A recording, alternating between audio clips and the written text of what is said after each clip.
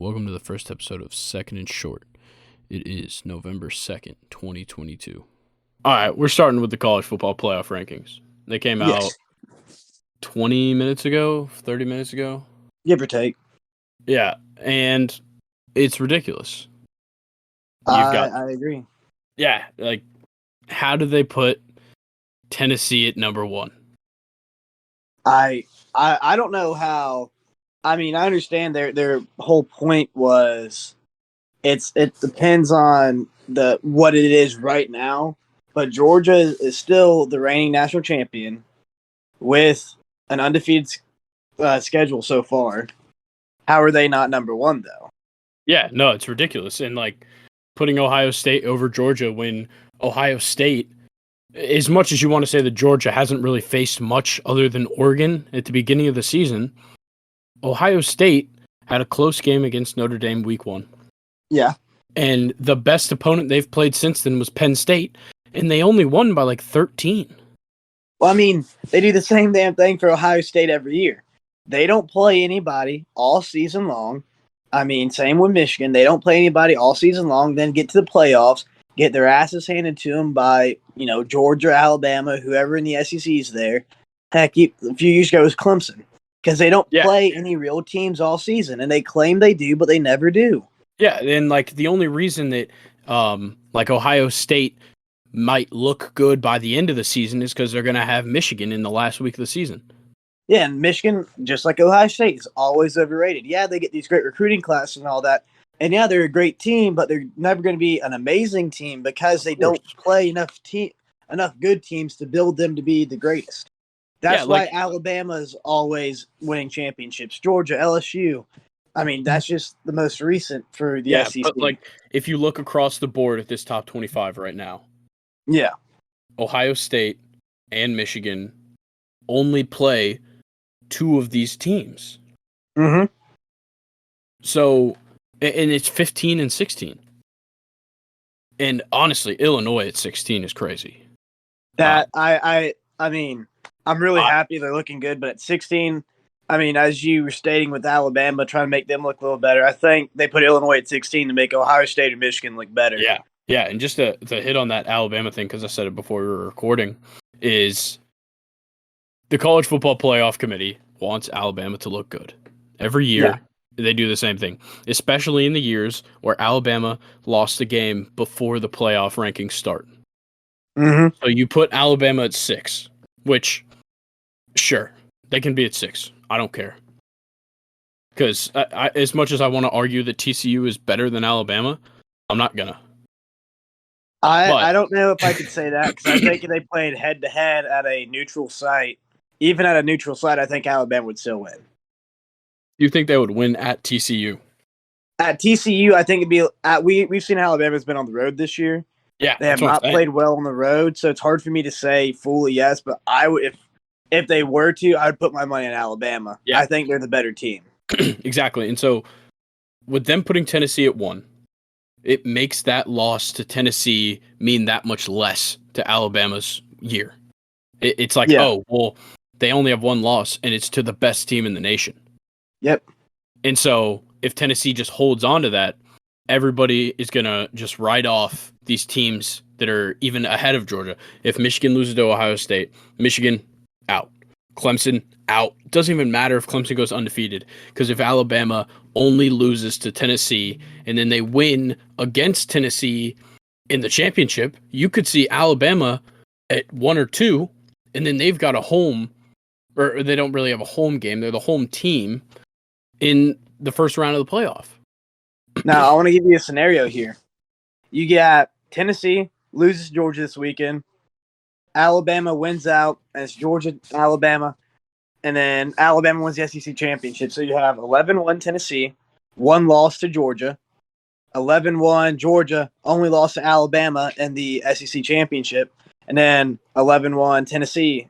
I think I already said that, but all 11-1 losses to each other. How would we do there? First of all, if all 3 of them are 11-1, Clemson's got to get in if they stay undefeated.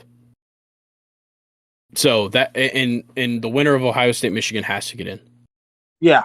So there's only 2 spots. The playoff committee will not allow 3 SEC teams in that playoff. No, I agree. And so I think if they all end 11-1, I think with Georgia beating Tennessee, I think that kind of gives Georgia the edge over Tennessee. If Alabama obviously wins the SEC championship, they're in. Yeah. And so I'd probably say Alabama would end up at 2 or 3. Georgia would end up at 4. And Tennessee would be out. Because you can't justify putting Tennessee in and not Georgia or not Alabama. Mm-hmm. If Alabama won the SEC, and if Georgia beat Tennessee head to head, Yeah.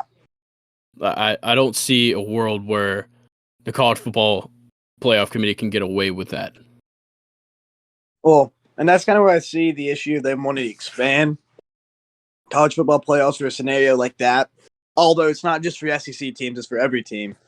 But, I mean, for a scenario like that, all 3 of those teams deserve to be in there, debatably. Yeah, and honestly, what I'd say right now is what? So they talked about 8, right? That's the number 8, or are they going for 12? I believe it's 8. Okay, so 8. I look at the top 8. Any of these teams could beat any of these teams. I would extend that to the top 12. I don't know about UCLA. I'm still not buying it. I know Dorian Thompson-Robinson is a great quarterback, and they have a cool offense. I'm not going to say it's a great offense. They have a fun offense to watch. It is very much a Pac-12 10 o'clock start offense. Definitely. But I don't see them being competitive, especially if you look at it how it stands right now. UCLA playing Tennessee. Yeah. No. Hendon Hooker would put up career numbers. Well, I think something that I feel like people always fail to talk about when it comes to these rankings and everything is defense wins championships. And the top 25 right now, Georgia by far has the best defense. Though they aren't as experienced, they're younger, not as experienced. Not as good as last year. Oh, no. Nowhere close. That was the best defense of all time last year. Yes. I mean, no one, that is by far better than 2001 Miami Hurricanes. Yeah. I mean, that defense was just on a different level last year. This year, they're younger, less experienced, and have not been tested as much. Mm-hmm. But I think they just have the depth, though. Okay, so I like Georgia's defense for sure. And yeah. I think it bodes well in a lot of matchups. But you can't discredit Michigan's defense. I have to agree. Michigan's defense, I'm looking at it right now. Michigan's defense, yards per play, 4.11 yards per play. Yeah, that's wild. And Georgia is right after them at 4.56. Mm-hmm. But that's also in 26 less plays. And Michigan has the edge in yards per game at 250.2 as opposed to Georgia's 262.6. Well, this goes back to something we said earlier. How does the strength of schedule both of them compare? Exactly. And so if you look at Michigan, so far they haven't. I can't say that a Michigan schedule any year could ever be as hard as a Georgia schedule any year. I mean, let's just look at Michigan. Oh, that's the wrong year. Funny. I've got it pulled up right now. So they opened up. Okay, they had the first 3 weeks were the easiest weeks I've ever seen from a team that wants to say that they're the best team in the country. Yeah. You start off at Colorado State, whose coach got fired like 4 weeks after that game. Mm-hmm. 51-7. Okay. You go to Hawaii. You're practically going, Hawaii comes to Michigan. Yeah.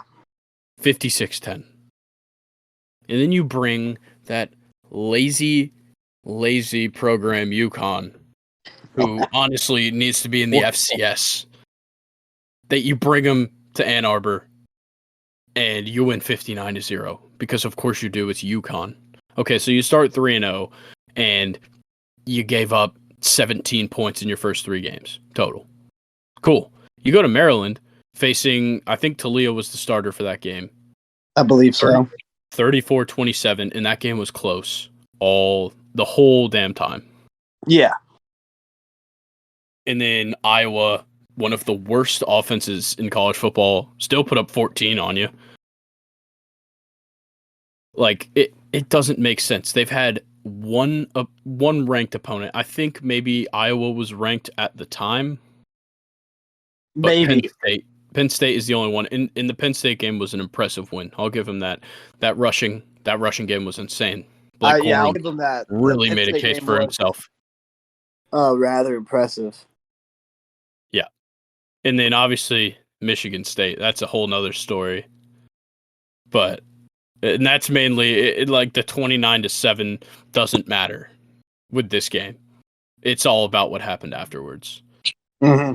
And we can get into that later. But yeah, like Tulane at 19 is a little weird to me. Yeah, that's an interesting place there. I mean, I think they're a good team. Obviously, they're not Power 5. Agreed. I don't think they really. I think they're probably. I would put. There's really no team in the group of 5 right now, I believe, should be higher than 20. Yeah, that's a fair statement. I think, yeah, you can always put UCF or a Cincinnati, and obviously Cincinnati lost last week, but you can always put a UCF or a Cincinnati in the top 25 and people will be okay with it. Whether they even know what their record is, they'll be like, oh yeah, those are those 2 good group of 5 schools. Yeah, and I mean, there have been some upsets from the group of 5 teams this year, but I mean, nothing that's like, Yeah. I think is top 20 worthy. I mean, Tulane's a good team. They could probably beat one of these top 25, possibly. We can see in the bowl games, but like, I mean, finishing out their schedule, they play at Tulsa, home for UCF, home for SMU, and then at Cincinnati. So I mean, for them, for their schedule, okay, that's a tough schedule for a group of 5 school. Yes, definitely for a group of 5 school. I agree. Yeah, do I see them getting even into the top 15? No, I have a feeling they'll probably slip against one of those teams because UCF not easy. No. Cincinnati everybody knows they're not easy, even without the star players of last year, and then SMU. Yeah. Oh yeah. And then SMU is nothing to just, walk past it. No. They might not be as good as they have been this year, but SMU you cannot sleep on. Every week they've got a chance. Definitely, like I'd say that's for most every Texas school because Texas does produce so many great football players. Yeah. It's hard to ever keep them down. Yeah, and speaking of Texas coming in at 24. How do you feel about that? Because it seems like Texas is better than they are. I feel like Texas still has to prove something to me. Agreed. I mean, 24. 5-3. 5-3. It's rough. I mean, they have losses to Alabama. At the time, was number 1. Losses to Texas Tech at Texas Tech. Yeah, and then a loss to Oklahoma State at Oklahoma State. Yeah, that Texas Tech game was crazy, and I think with Oklahoma State, that came down to you've got a first-year starter at quarterback. Yeah, I think what Quinn Ewers is great. Yeah, great, but you got to give him time. Yeah, I gotta give. I actually kind of respect Texas 24. I take that back because I mean, they have a pretty good win over Oklahoma, 49-0. I mean, yeah, Oklahoma has a brand new head coach and all new coaches and brand new quarterback and all that, but I mean, they had some pretty solid players and Texas just beat the hell out of them, 49-0. Well, that game's crazy. Was that the week? Did they have Dylan Gabriel in that game? Did Oklahoma have Dylan Gabriel, or was he out? I honestly do not recall. He was out because TCU hit him on out. That nasty hit, and so I can't blame Oklahoma for getting shut out that game. Yeah, they had in their backup, and Yeah. oof, yeah, I'm looking at some of the stats So, tonight. That so was not a great. Tennessee, Texas. Texas pounced on a weak Oklahoma team. Yeah, Whatever. and then the next week they played home against Iowa State and barely came out with that win, Yeah, which 21-24 or is 24-21. Sorry. another team that just lacks on offense and is a little bit more of a defensive school sometimes. Yeah, And that Iowa State team's not impressive. 3-5, they're 10th in the Big 12. To only win by 3 is horrible. So I understand putting them at 24 because Texas has played some great games this year. yeah, But they you passed can play as many great games as you want. If you're 5-3 and you're 3-2 in the conference, you're not. I don't even think they should be in there. I mean, they're passing the eye test, and of course, Texas has one of the largest fan bases in the nation. Of course, Yeah, they get the ranking when they're like this. exactly. And every single thing that Texas does, you'll see it on ESPN's Instagram and you'll see it on TikTok. It's because they're all talking about Quinn Ewers and they're talking about Bijan Robinson, and they've got the names, but with those couple weeks where Ewers wasn't on the field, you didn't really see much from Texas.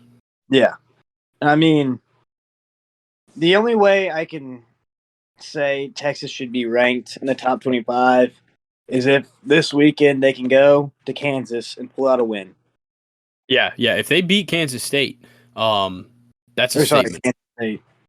Yeah, that's a statement. Kansas State coming in at 13. I think they totally deserve it. Yeah. At 6-2, which is kind of surprising to me. Obviously, one of those losses coming to TCU, which And is one number Tulane. 7 in the nation, and then Tulane, which that probably aids to why Tulane got in. Yeah. And got in actually pretty high at 19. Yeah, well, I mean, I feel like for Kansas State, their remaining schedule is Texas, Baylor, West Virginia, and Kansas. Yeah, and I'm looking at this ranking again. It is crazy that there's 5 ACC schools in this top 25. I never in a million years would have thought that. and Wake Forest had a bad one this weekend.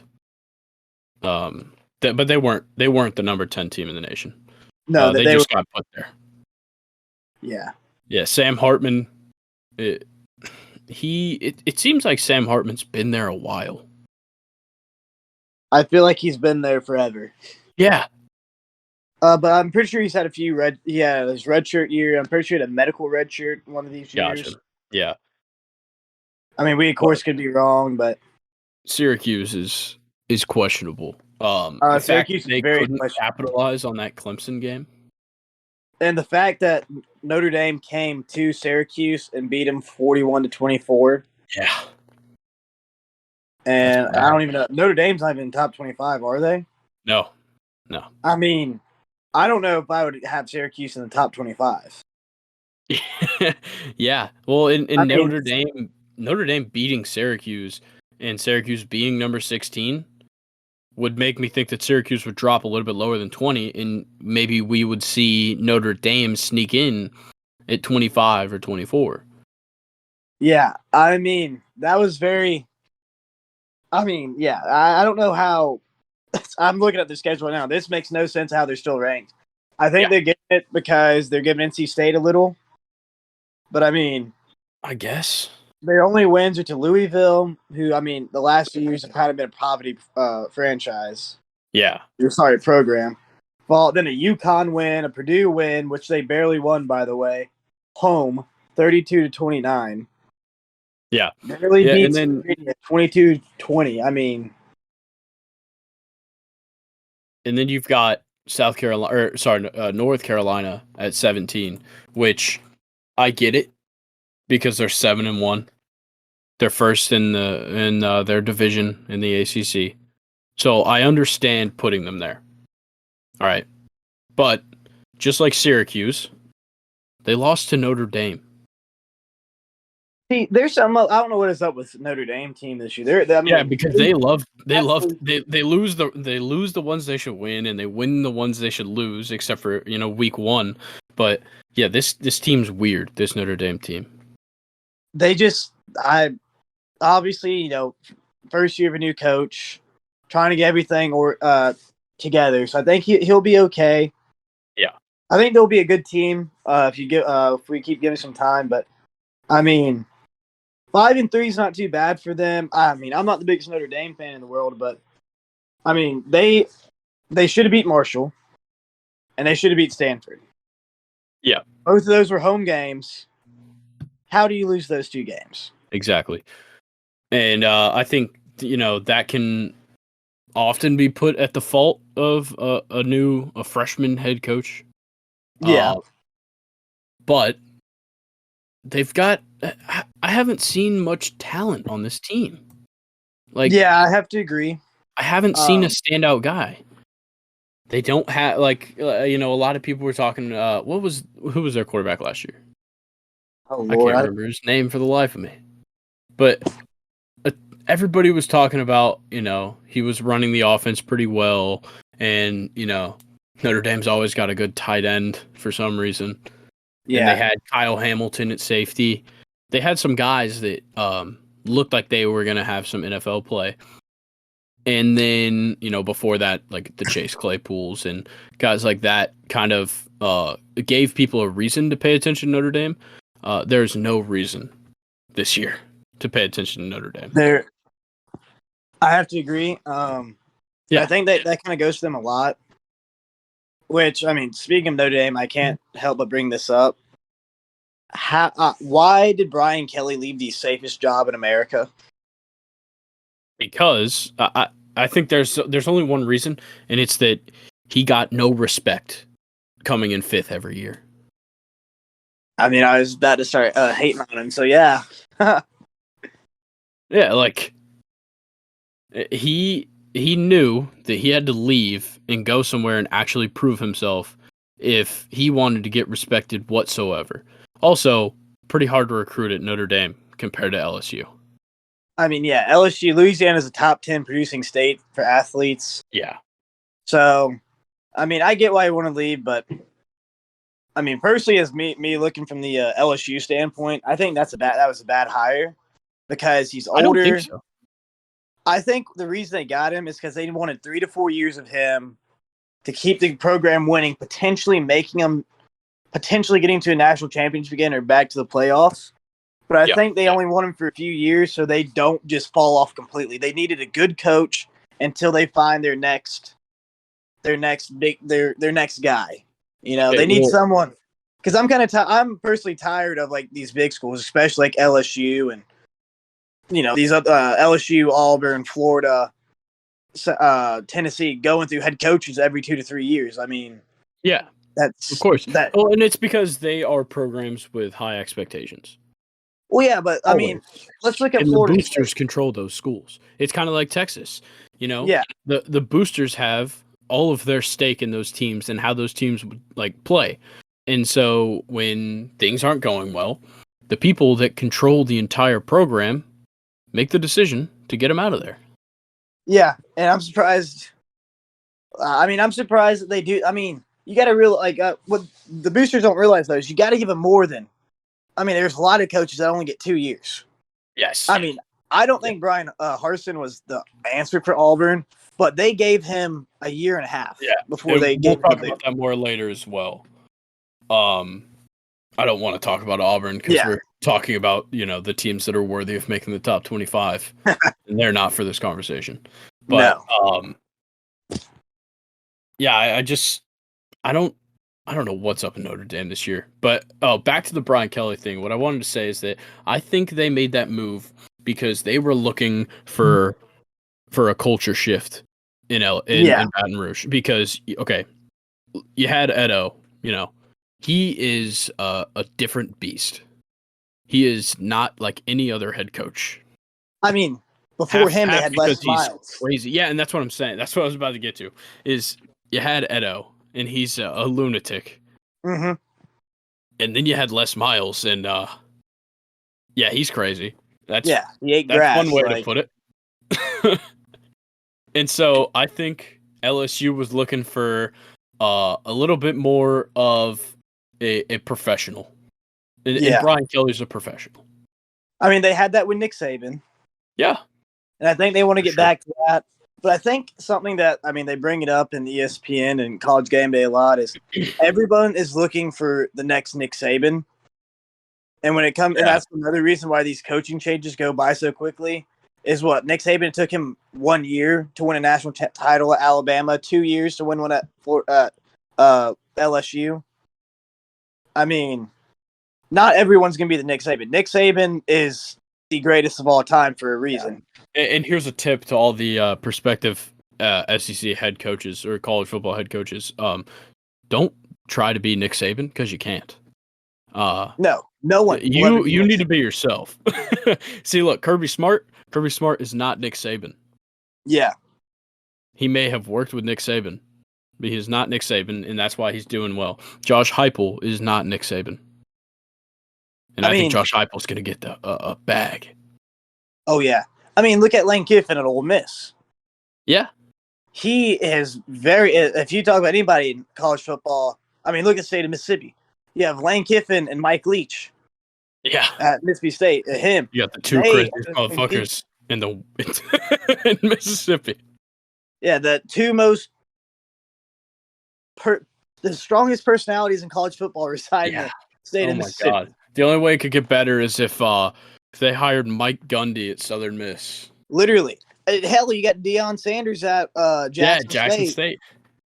Even better. Like, I mean, if you look at personality, you gotta look here. I mean, like you were saying with not wanting to be like Nick Saban, none of them are being like Nick Saban. They're doing their own thing. Exactly. I mean, Nick Saban, of course, has used the transfer portal, but his big thing was always recruiting and getting them young and molding them into what Nick Saban wants. Yeah, I'll be honest. The transfer portal hasn't quite worked out for Alabama this year. No. Their two biggest transfers. So Jahmyr Gibbs is a great running back. I will not say that Jahmyr Gibbs is not good. I will say that he is not an Alabama running back in the definition of what we've seen an Alabama running back is. You know, he's not a Derrick Henry. He's not even a Kenyon Drake. But he is elusive. Yeah. He's not like a third and short.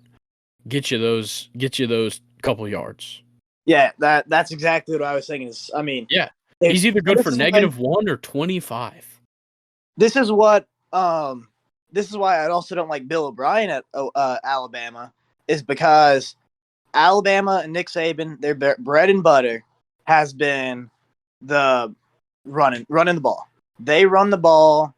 I don't remember the exact statistic, but most, like 60% of the time, they were running the football. Well, yeah, Bill O'Brien loves running the football. He had Arian Foster when he was at the Texans. Well, I know he does, but like I haven't seen enough Alabama, I guess, this year. But when I watch the games, no, they're not running. Not with they're Jahmyr not Gibbs. running the ball successfully, at least. And I don't know if it's his play calling or if it's this offensive line or what it is, but there is something going on in Alabama where they're not able to do the most basic thing, which is running the football. Yeah, exactly. And then, the other big transfer for Alabama is Jermaine Burton. Well, and he's about to face criminal charges. Yeah, he's out here beating girls up. Everybody knows you can't do that.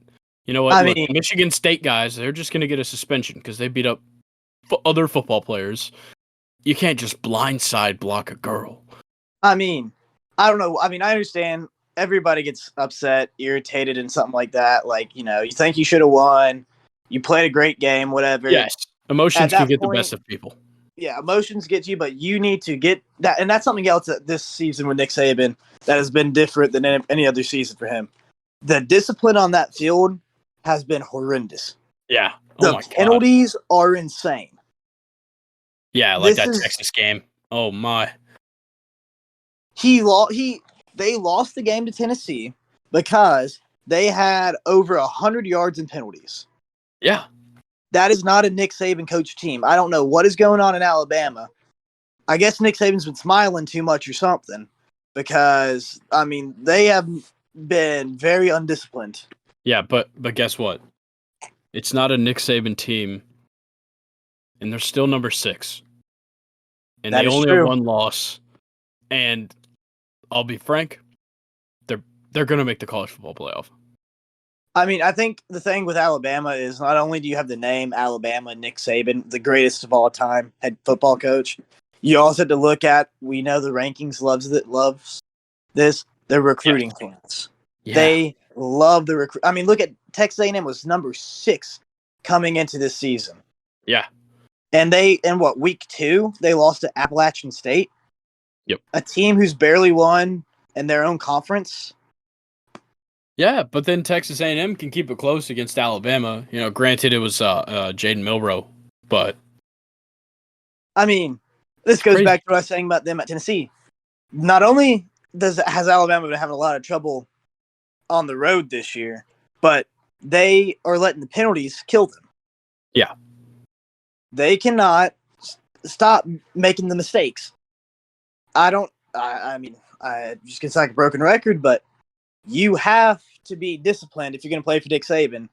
And I'm surprised he hasn't blown a gasket or ended up in the hospital, because these penalties are the reason he's not number 1 right now. 100%. Yeah, it's crazy. I mean, you look at these guys. I mean, 9 times out of 10, an Alabama player is going to do the exact right, perfect thing. Probably 9.5 times out of 10. Yep. And then, I mean, it's just the penalties. I mean, I'm trying to think back to the Tennessee game. It was a few weeks ago, but I mean, on the last drive, there was just a couple penalties that you're like, are you serious? Really? Yeah. No, it is an Alabama team because they've got the guys. They've got so many guys on this team that are going to get drafted. They just haven't meshed. Yes. And I think that's going to be something we see across all of college football. I think that's just part of the transfer portal. I was about to go to that and say, I mean, look at the Ole Miss team right now. They start off the season pretty good. I mean, what was it? Yeah. 6-0, 7-0, looking decent, but you could tell there was something missing. They had a lot of pieces there, but they just didn't look fully familiar with one another. And I mean, Jackson Dart had from, I think he came to school. I don't remember. Was it he was there for spring though, wasn't he? Who was that? Jackson Dart? Yeah. Yeah. I think he was there in the spring. I'm pretty sure he was. So he had all of spring to get used to his wide receivers, and all of summer, all of preseason, and then he gets into the season and he's still not like fully. Not only was he not in sync with his receivers, but him and his center were not in sync. Yeah. There are many times still later in the season that Jackson Dart is still having issues getting the ball in his hands. I mean, obviously I don't play quarterback and I'm not a college athlete, but I can't imagine having that big of an issue with my center when all you need to do is just say, okay, we're going to spend 20 minutes after practice just doing snaps. Yeah. Until we're in sync. It's crazy. And, okay, I want to hit on one more team in this college football playoff ranking that I really want to talk about, and that's Penn State at 15. There is nothing about this Penn State team that makes me want to watch them play a game.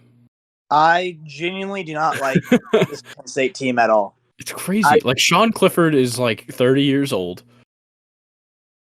And they lost Jahan Dotson, who was like their star last year. And I feel like nothing pulls me towards this team. I think I said this earlier, but I think they're just ranked up higher. I mean, yeah, they have some good wins. Yeah. I mean, I'm looking at it right now. At Purdue, you win 35-31 to start the season. Home against Ohio, you win 46-10. Go down to Auburn. Yes, that Auburn win was impressive. But now, looking back at it now, that probably should have happened. It wouldn't have been such a surprise if that happened this week. Yeah, I mean, Auburn has some good athletes. Don't get me wrong. I mean, they have they have one of the best. They're in one of the best spots for recruiting. And I mean, as we can tell, coaches are bad. We talked about it through this, but poor coaching and all that, and it's just a hot mess, just dumpster fire down there. So it's an impressive win because it's always tough to go to especially an SEC school. Yeah. I mean, they have a stadium that can seat 90,000, so they were in an intimidating. Yeah, no, you can't sleep on the atmosphere of Jordan-Hare. That's for sure. Yeah. So it was an impressive win, but again, you look at it later down the road, it's like, oh well, not really when you look at it. And then you have a win against Northwestern at home. And Northwestern is god-awful. Yeah, they only beat Northwestern by 10 points at home, might I add. Then they go to Michigan and just get the brakes beat. I mean, just nothing. 41-17. Yeah, and then you look at the season statistics for some of the players, and Sean Clifford has 16 touchdowns, 6 interceptions. He's got a 62.8% completion percentage, so that's it's around good. And then he's only got 1,800 passing yards. I mean, what is their rushing yards look like? So as a team, their rushing yards is 1,360. So Sean Clifford has a game and a half worth of total yards. Yeah, like a game and a half of yards over the rushing, but they're rushing and passing at just about a proportional rate.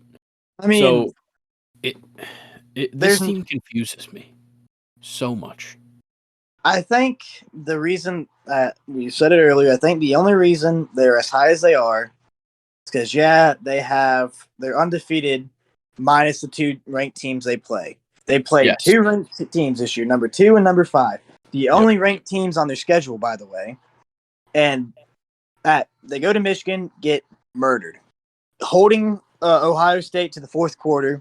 Okay, it was a great game, but they let Ohio State score, 20 unanswered points?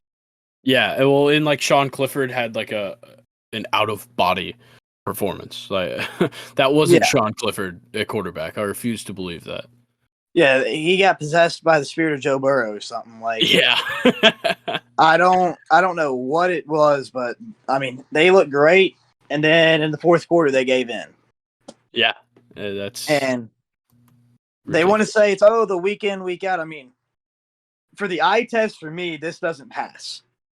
Yeah, they could be ranked because they did put up a great fight for Ohio State, but what did we say? They were 13, 15? Too high. I would have them much lower down, closer, probably between 20 and 25. Personally. Yeah, and then so one team that didn't make it, and I'm not exactly surprised, but it is a team that everybody was talking about this year is Kentucky. Obviously that loss last weekend to Tennessee was brutal, 44-7 or 44-6, is ridiculous. Especially when you've got Will Levis, who's, everybody wants to say that Will Levis is the next guy. He is. Let's see. I'm looking at a 24/7 Sports mock draft by Brad Crawford. Let's see. He's got C.J. Stroud going number 1 to the Texans. All right. Yeah. He's got Will Levis going number 2 to the Lions. That is crazy.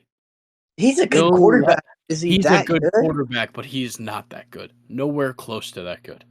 I'm sorry, but in my opinion, Bryce Young is still the best quarterback in the nation. I think he's the best quarterback and the quarterback who's the most prepared for the NFL right now. I think I agree that he's the most prepared. I don't like. I know this is a dying idea, but I don't like his build. He's very small. Yeah. And I know that, everybody's going to be like, well, what about Kyler Murray? And what about Baker Mayfield? It's like, look, those guys, well, first of all, they're not doing great. But they look like they're on their last leg in the NFL, to be honest. But, they're a little bit smaller, and they're relatively successful. I just don't think that.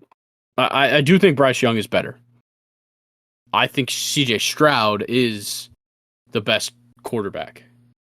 I feel coming like out he has a this year. higher potential, but mainly because he is a little bigger. He kind of does have the size. I mean, it Yeah. does help to be able to see over your O-line. Yeah, and I think a big thing for C.J. Stroud is accuracy. And maybe his accuracy is a little bit boosted because he's got easily the best receiving core in the nation, especially with a healthy Jackson Smith and Jigba, with Marvin Harrison Jr. Like those two alone would put you up there, and then you add on the other guys in that receiving core, and it's just ridiculous what C.J. Stroud has weapons wise. But I'll give Will Levis this: Kentucky has 0 weapons outside of him, and he's done his thing. But I think the only thing that people really care about with Will Levis is that he can throw the ball downfield. Is he's got a cannon on him. Yeah. And, I mean, in the NFL, they love the big – I mean, it's money-making. People want to come see the big plays. Yeah. So, yeah, I mean, it's kind of like when Matt Ryan was on the Falcons forever. You had Matt Ryan just kind of chuck it downfield to Julio Jones. Yeah, exactly. People would pay – I mean, yeah, they had a few years of success, but, I mean, most of the time it was just him staying in the pocket, chucking it downfield 80 yards to Julio in quadruple coverage, and maybe he'll make the catch, Yeah, exactly. If he makes and if he 1 makes in the catch, 4, people, holy crap, that's the best catch ever, and whatever. yeah, exactly. And, Yeah, if he makes 1 out of 5 of all those catches, then he's gonna get into the Hall of Fame. Yeah, and I mean that's what people want to come see now. A lot of people don't enjoy. I mean, me personally, I enjoy a very slow-scoring defensive game. I still personally like the service academy games where they're, the triple option versus triple option. I think that's the most fun stuff to watch. Because I mean that really is triple options go head to head is awesome. I mean that is the best skill because you got to be not skilled. Well, you got to be very disciplined to run those. That's when you look at football, that's what you should think of because it is you are doing a job. You have to be a machine. You have to do everything perfect. If one person makes the slightest mistake, the entire thing fails. Yeah, and that's why Paul Johnson's schemes at Georgia Tech just didn't work. And I mean, it wasn't also the right he couldn't guys. get the players. Yeah, it's hard to recruit in the state of Georgia when everybody's getting stolen from UGA and then even Georgia Southern. At this point, where Georgia Tech is in like the recruiting standings, I'd probably rather go down to Georgia Southern and get coached by Clay Helton than go play at Georgia Tech, where I have no idea. First of all, I have no idea who my coach is going to be next year, but I don't even know what scheme could possibly be run with that group of players. Well, I think it's been 4 or 5 years since Paul Johnson's retirement, and they had that Jeff Collins. I think I actually saw an article on this, and I agreed with it. I think he was the savior of Georgia Tech football. Yes, did not do a good job. I mean, did as good a job as he could, but he was the bridge between bringing them from the triple option, which I love the triple option, but it just doesn't work in today's game anymore. Bringing it from that to the modern offense. And he has players there. He has some people there. Now that he has some people there, they need to get a real coach. What they need to do is get a younger coach in that can relate more to recruits and just give a younger guy an option. Agreed. Not an option, sorry, a chance. Yeah, and I could see there's definitely a lot of offensive coordinators around college football that would be pretty fit for that Georgia Tech job. I think if this is a kind of a weird one, but if he would have waited, I think Dan Lanning would have made a great head coach at Georgia Tech. I agree. I think someone else who would look really good there, and I think he needs a few more years, but Jeff Lebby, he was at pretty sure he was at FAU before Ole Miss, then goes to Ole Miss. I mean, 2 years with Matt Corral, has a top 5 offense both years. Yeah. Now he's at Oklahoma. Not looking too. I mean, had a few issues in some of the games, but Yeah, but Again, he kind lost of a got lot of screwed players. over. Let's be honest. Yeah. I don't think I understand he was a graduate from Oklahoma. He wanted to go back to his alma mater. I don't know. I know that's why he left, but Yeah. Well, career-wise, I don't think he should have done that because him and Lane Kiffin, I mean, if he wanted to become a head coach, he should have stayed at Ole Miss under Lane Kiffin, 1-2 more years, and I mean, possibly he could be Auburn. the head coach for Auburn. Yeah. Yeah. Yeah. Well, actually, no. I want to wait to talk about Auburn later because I know I'm gonna get you fired up talking about that. But I do want to talk about a little bit more. So let's get into these World Series games that happened over the weekend. I had zero chance to watch either of the games. Same. I was busy all weekend. But so game one, the Phillies 6-2 or sorry 6-5, and it I don't know, it was boring. Normally you wouldn't say that about a 6-5 game, but outside of the extra innings home run for JT Realmuto, nothing excited me watching any type of highlights from that game.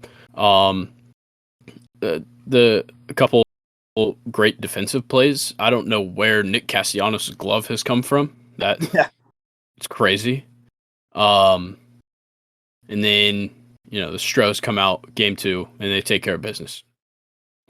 I mean, I feel like for this World Series here, Phillies and the Astros, both of them aren't big national markets. I mean, the Stros probably more than the Phillies. But I don't know. I think the Astros. I think the only thing making people watch this is that everybody still hates Houston. Yeah, I mean nobody likes cheaters. Yeah, I'm rooting for Houston because the last thing I want to see is Bryce Harper win a ring. But 100%. Right now it's the middle of the second, and the Phillies are up 2-0 in Game 3.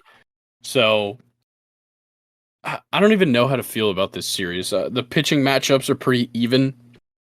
You've got real star power on each side. Bryce Harper, great, just absolutely amazing player. I'll give him that. I hate him.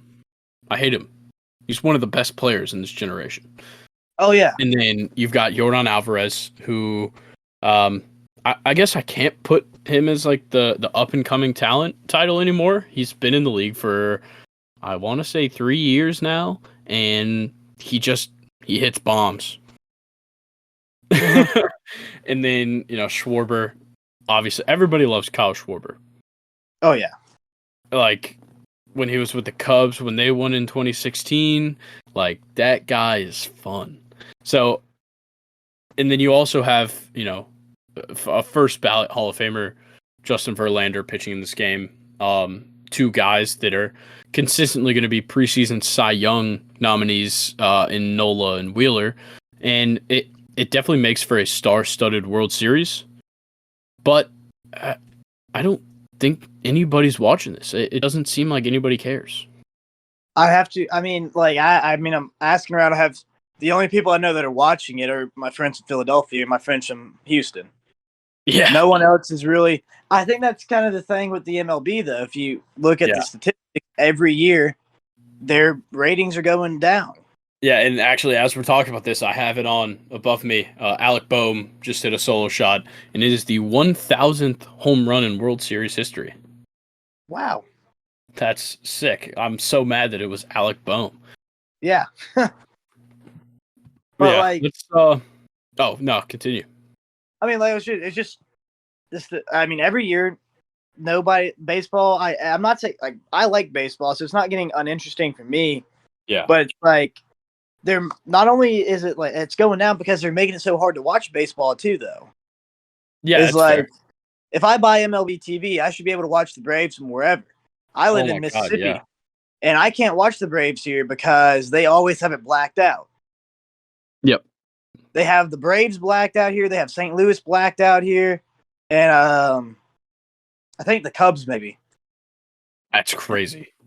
So it's like, and we're here. Everyone here is either a St. Louis fan or a Braves fan, and a handful of Cubs fans. Yeah, and like, We can't watch the games on anything. Oh, I can't stand it.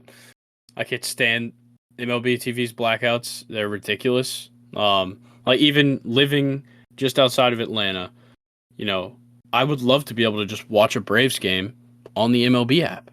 Yeah. Because all I have to do, okay, yes, I'm paying what I think it's $50 a year or a season to watch every game. Yeah. But I want access to the Braves. Yeah. If I am a fan of baseball, I want access to every single game. Mm-hmm. And so, yeah, like I'm lucky enough to have Bally Sports in my cable package. But why can't everything just be in one place? Yeah, well, I mean, that's what I like about it's like the reason college football has been going up and stay steady is because you can watch college football on ESPN, CBS, or Fox, and those are all on basic cable. Yeah, and they're also on all of the streaming platforms for live TV. Yeah. So they're on Hulu with live sports. They're on YouTube TV. They're on Fubo and all the other things. But even your basic cable package, the only way I can use my MLB TV is by streaming it through the MLB app, either on my phone, on the website, or through like a smart TV. But if I want to watch it just on my TV through my cable provider, I have to spend a fortune to get MLB extra innings. Yeah, and no one wants to do that because, I mean, cable is already outrageous. So it's like, why would I want to add on extra? Exactly. It's like, oh, it's like baseball. Like, if I want to watch, I'll just go to the game, or I'll just, go to a bar and watch it. Like, it doesn't. It just I don't like how they do their whole streaming, and it's just kind of ruining the MLB. Like, they're losing out on money because they screwed themselves. Yeah, and like the way it used to be is that you only knew what happened to your team. You only were able to watch your team. And sometimes you weren't even able to watch your team. Like when the Braves were on TBS, everybody saw the Braves. Yeah. So you can't really do anything about it. And now they've turned the tables on everyone. Or it's like, okay, you can pay $50 a month and you can watch every single team that you don't really care about, but you definitely can't watch the team that is your favorite. Yeah. I mean, my thing is, I enjoy baseball, but to be honest, I really only care about the Braves. Yeah, like that's fair. Like you were saying, like I mean, I know you were a baseball player. You really enjoy baseball. I couldn't. I mean, I like baseball for the Braves, Ole Miss Rebels, and that's about it. Like I couldn't really care about baseball outside of that. Yeah, I definitely understand that, and that is a common opinion. It's a lot to keep up with. There's a lot going on. Yeah, there's 10 guys every single day that's in the starting lineup for 30 teams. Like, it's hard to keep up with what 300 players are doing every single day for 162 games. Mm-hmm. And I just enjoy that. I think that's why like football is able to stay. Why people are able to keep up football is because it's a pretty quick season in comparison. Yeah, and it's all scheduled. You can schedule your entire life around being available on Saturday and Sunday to watch football. Yeah. It's like, there's sometimes the MLB games noon on a Tuesday. Yeah, it's the worst. And Brandon Marsh just hit a home run. Nope, a double. A home run. That was weird. Yeah, Brandon Marsh solo shot. 4-0 Phillies, bottom of the second, 2 outs. All right, continue. Sorry. I kind of forgot what I was saying. Okay. Yeah, I'm currently on the ESPN app, though, about throwing some nothing but hockey. I'm trying to become hockey. Yeah, we'll start talking about hockey soon. But, all right, well, I know we just spent like 45 minutes talking about college football. Let's just kind of go over a couple of the big final scores that I've written down from last weekend, which is going to be obviously formerly number 1 Georgia beats Florida 42-20, and this game was close. Closer than it should have been, I'll say. It wasn't exactly close. But Florida definitely did what they could. they played to the best of Richardson's abilities, which aren't very great. I like the coach they have down there, Billy Napier. I like him. He's cool. I like it. Good, but they need to give him time. He has to completely rebuild Florida football. Yeah. You can't expect Billy Napier to win with a group of players that was brought in by Dan Mullen. Yeah, and I mean I don't like how they fired Dan Mullen, and though I think that's something that is another big issue with firing a coach mid-season. Is it just players want to leave, transfer because they don't trust their program anymore? Yeah. If you're gonna fire my coach mid-season, that means you don't. Not only do you not care about him, you don't like him or whatever. You don't care about us. Yeah, I agree. And what we've seen with teams and actually that Florida firing was pretty late in the year too, and so I believe Florida made a bowl game last year, correct? I believe so. Yeah, and so they just didn't have their coach for a bowl game. It's ridiculous. I hate that. That's my least favorite thing people do, but that's just we talked about it. That's the life. Yeah. That's the world of college football now. You don't get the results we want, you're gone. Get out. Yeah, exactly. And there was a couple things that we can look at from this game, especially for Georgia, which were huge positives. The run game is still alive for sure. Oh yeah. Daijun Edwards, I think that's how you say it. Daijun. I can't pronounce words. Yeah, no, but 12 carries for 106, 2 touchdowns, ridiculous. Kenny McIntosh doing his thing. Kenny McIntosh is always good for like 80 plus. Always. 16 for 90, 2 touchdowns. And then you have, and I'll say it, the best tight end in college football history, Brock Bowers. Best tight end. Oh my God. I don't care because it's so funny how quickly we just overlooked Kyle Pitts from 2 years ago. But and everybody's still talking about how Kyle Pitts is just like this crazy physical specimen on the football field. Well, guess what? Brock Bowers is better. I mean, I like Brock Bowers more than Kyle Pitts. Yeah. But I don't know if I would say history quite yet. I think he still has a little more to prove before we can say he's the greatest in history. That's fair. But from what we've seen, okay, so last year he had 56 receptions, 882 yards, 13 touchdowns. I mean, that's a true freshman too, right?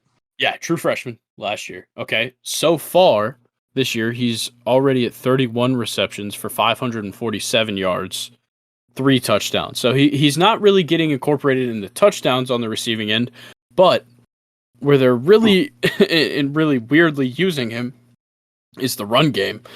He's got 3 rushing attempts, which doesn't sound like they're using him. He's got 82 yards and 3 touchdowns on 3 rushing attempts. Now, is that just like screen passes behind the line? No, that is designed run plays to Brock Bowers. All right. I mean, I know that's the new, not the new thing, but it's been the thing for a while is getting your receivers more incorporated in the run game. Yeah, and, you wouldn't normally say that for the tight end. And no, I certainly would not. Yeah, and Brock Bowers, he's a tight end, 6'4", 230. Undoubtedly tight end. But he is insanely good. Week in, week out, he does his thing. A tough game against Vandy, which is kind of weird, but I don't think they really needed him.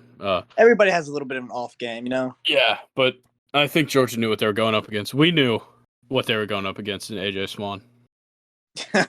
Yeah, I tackled that kid in high school. Yeah, so I tackled a D1 quarterback in high school. That's all I got to say. Yeah, and that D1 quarterback lost 55-0 to Vanderbilt. To Georgia. But let's go to this next matchup, which we talked about a little more than I anticipated, which is Ohio State beating Penn State 44-31, and talking about how Penn State it just like completely fails the eye test. It gets like a 50 on the eye test. Oh yeah, I mean, we said it earlier. Looking at this is just the eye test. I don't look at any statistics. I could not personally keep Penn State in the top 20 because the two ranked teams they played, granted, they're ranked 2 and 5 now. Yeah, yes, but not a single other team they played even has a winning record.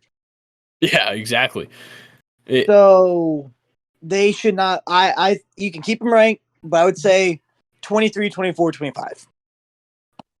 I don't know. I want to give them the benefit of the doubt. I think 15's too high for sure. I'd probably put them in the 20 to 17 range. I think they're better than Tulane. I know we had talked about how Tulane had a couple pretty good games, but I think Penn State's better than Tulane. But I don't think they're better than North Carolina, honestly. And that sounds weird, but Drake May leading that North Carolina team is for real. He's a dual threat for sure. And Oklahoma State's loss last week, I think it's a bad reflection of what that team really is. I don't think that was Oklahoma State out there. It looked like they picked up the local high school. Yeah.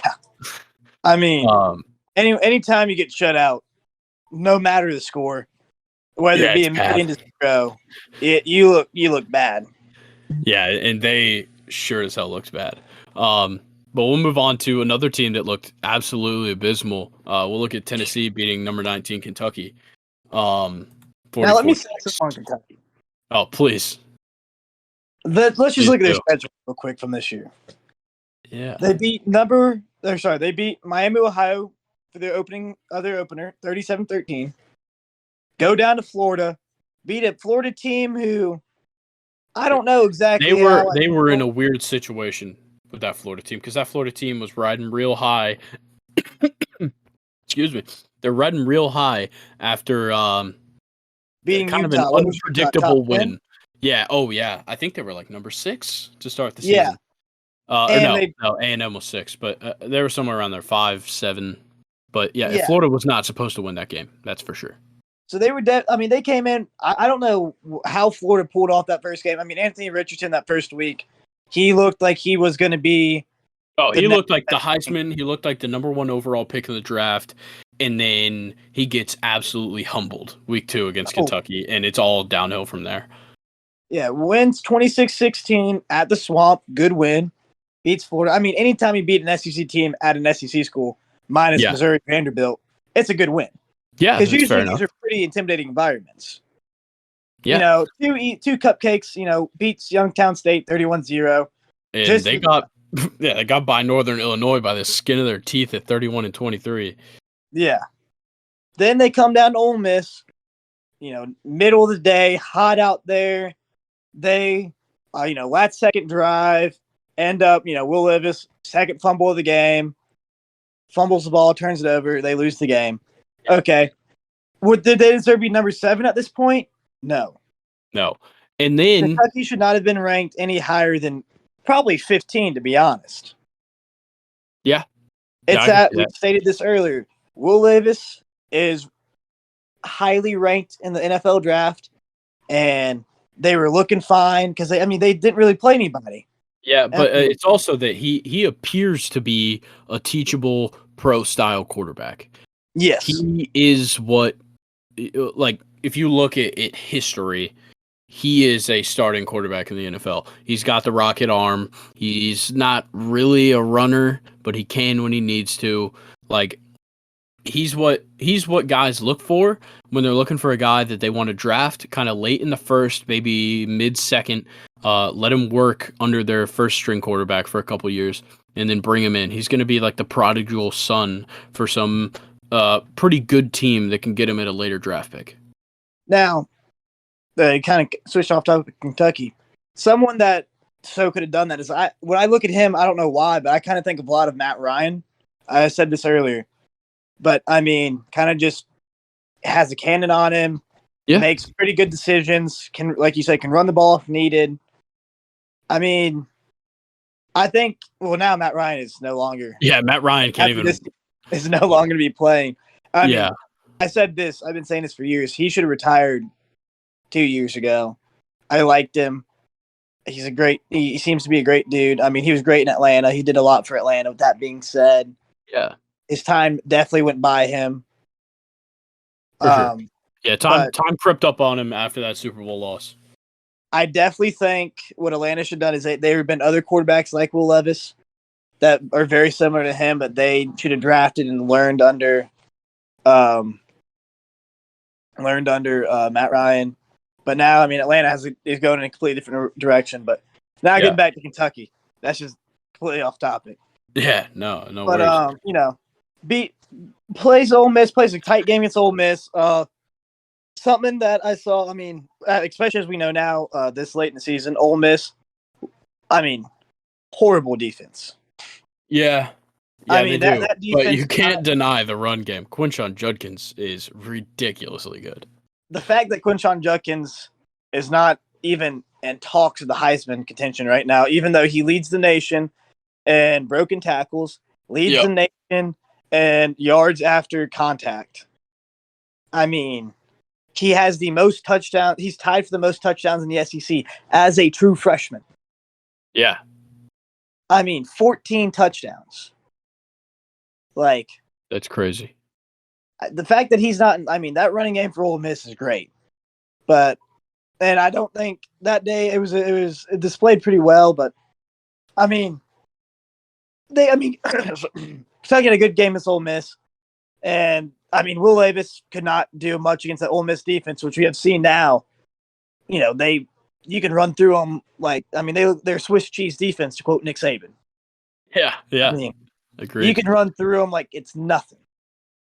Yeah, and then Kentucky, after that tough, very close game against Ole Miss, they go into South Carolina, but there's a lot of weird stuff going on with that game because Stoops goes out. Well, so Stoops comes out in his, I think I was on the Tuesday press conference, and said that that Will had a problem with his finger, but he would probably be expected to play Saturday. And then Saturday he comes out, they're warming up. He's warming up in like his warm-up suit, throwing a ball with some teammates. And then he comes out of the locker room in a walking boot, and then they see up on the Jumbotron that he's not the starting quarterback. Nobody knew about this. I didn't see anything. I was extremely confused when I saw it. And they're trying to do that thing where the defense isn't, they're going to throw a different quarterback in and make the defense not prepared for the right quarterback or whatever. Yeah, but obviously, I don't know. I guess I'm used to how the NFL does it, which is mandatory injury reports every week. Everybody's got to release them by the same time.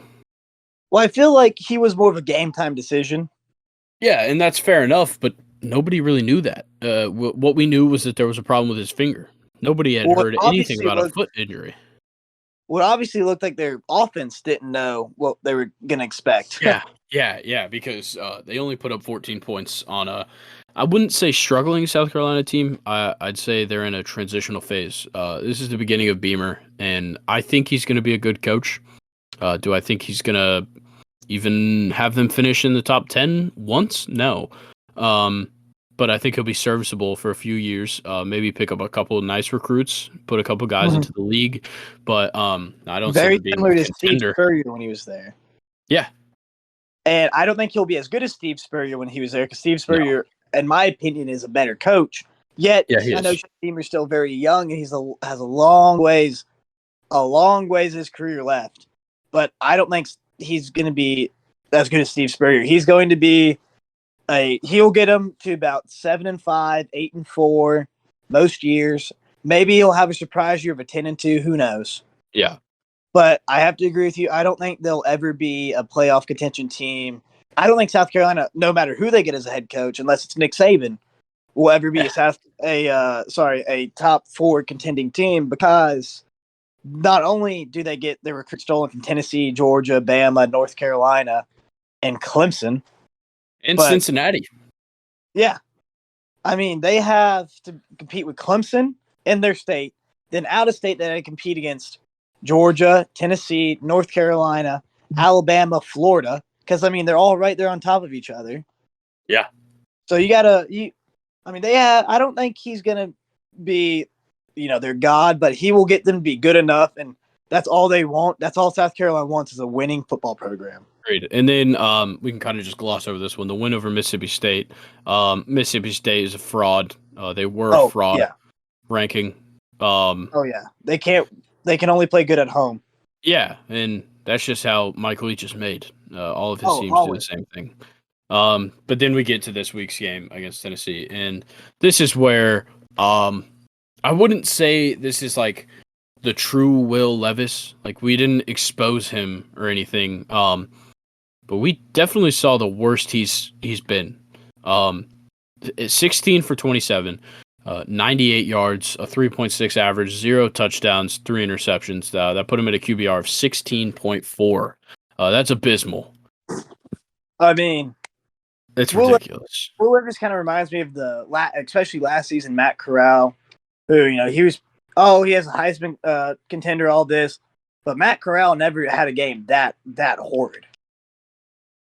I mean, yeah, no, definitely. And someone who's projected to be a top round pick do that horrible. I mean, he couldn't do anything. Yeah, but then the real spotlight in this game needs to be shined on Tennessee. Oh, yeah, 100%. Like Jalen Hyatt, easily the Biletnikoff winner so far. Definitely. He literally only needs like 3 receptions a game, and he would probably get 1,200 receiving yards throughout the season. Yeah. Like, he's ridiculous. He got 2 touchdowns, 5 receptions, 138. Obviously Hendon did his thing, 89.9 QBR, 3 touchdowns, 245. And their run game is nothing to just write off. Jabari Small is a pretty good running back. Jalen Wright, pretty explosive. They're kind of a 1-2 punch that works. Jalen Wright doesn't get a lot of carries, but he should. He is kind of when I look at it kind of like when I'm trying to think. I think it was last year's Georgia running backs. With James Cook is kind of like the explosive back, and then you had the guys that will just get you the downs. I mean, there is my favorite 1-2 combo in college football history for running backs has to be Nick Chubb and Sony Michel. You had Thunder with Nick Chubb. He will run down your throat, and then you have Sony Michel. You give it to him on the outside, and he's gone. Yes, but I think it was actually the duo before that duo, which was Todd Gurley and Nick Chubb. Okay, yeah, that duo was so good. Speaking of this Tennessee team, something I haven't seen yet that I'm excited to see this weekend and to see if they're really the real deal is how they play on the road. I mean, besides Pittsburgh, which was I guess LSU. That Pitt game was extremely close. Yeah, Pittsburgh. I mean, they took the OT. Yeah, and it was like Tennessee, like very narrowly got by. Yeah, they almost should have lost that game. Yeah, and same. Even Florida coming into town, that was a close one. Yeah. I just like looking at this. I don't like how they look on the road. I mean, they do have that amazing win at LSU. Okay, but what I'm saying is they had that amazing win over LSU in Death Valley. But I mean, at that point, I don't know what LSU was doing, but to that point, let's be honest, LSU didn't really look that good. No, they had already lost to Florida State. They lost to Florida State. They kind of were just like making it through, trying to figure out their identity still. Yeah. And I think losing that game really gave them the kick in the ass for them to go out and beat Ole Miss the next week. Yeah, it was a get-right game for Brian Kelly. Yeah. It really was just like, okay, y'all, look at what happened. They came to your house and they beat the hell out of you. Yeah. This is not who we already know, and that's what LSU needed. So I think that looking up at the end of the year, especially with LSU having a win over Ole Miss, number 7, that's a really good one for them.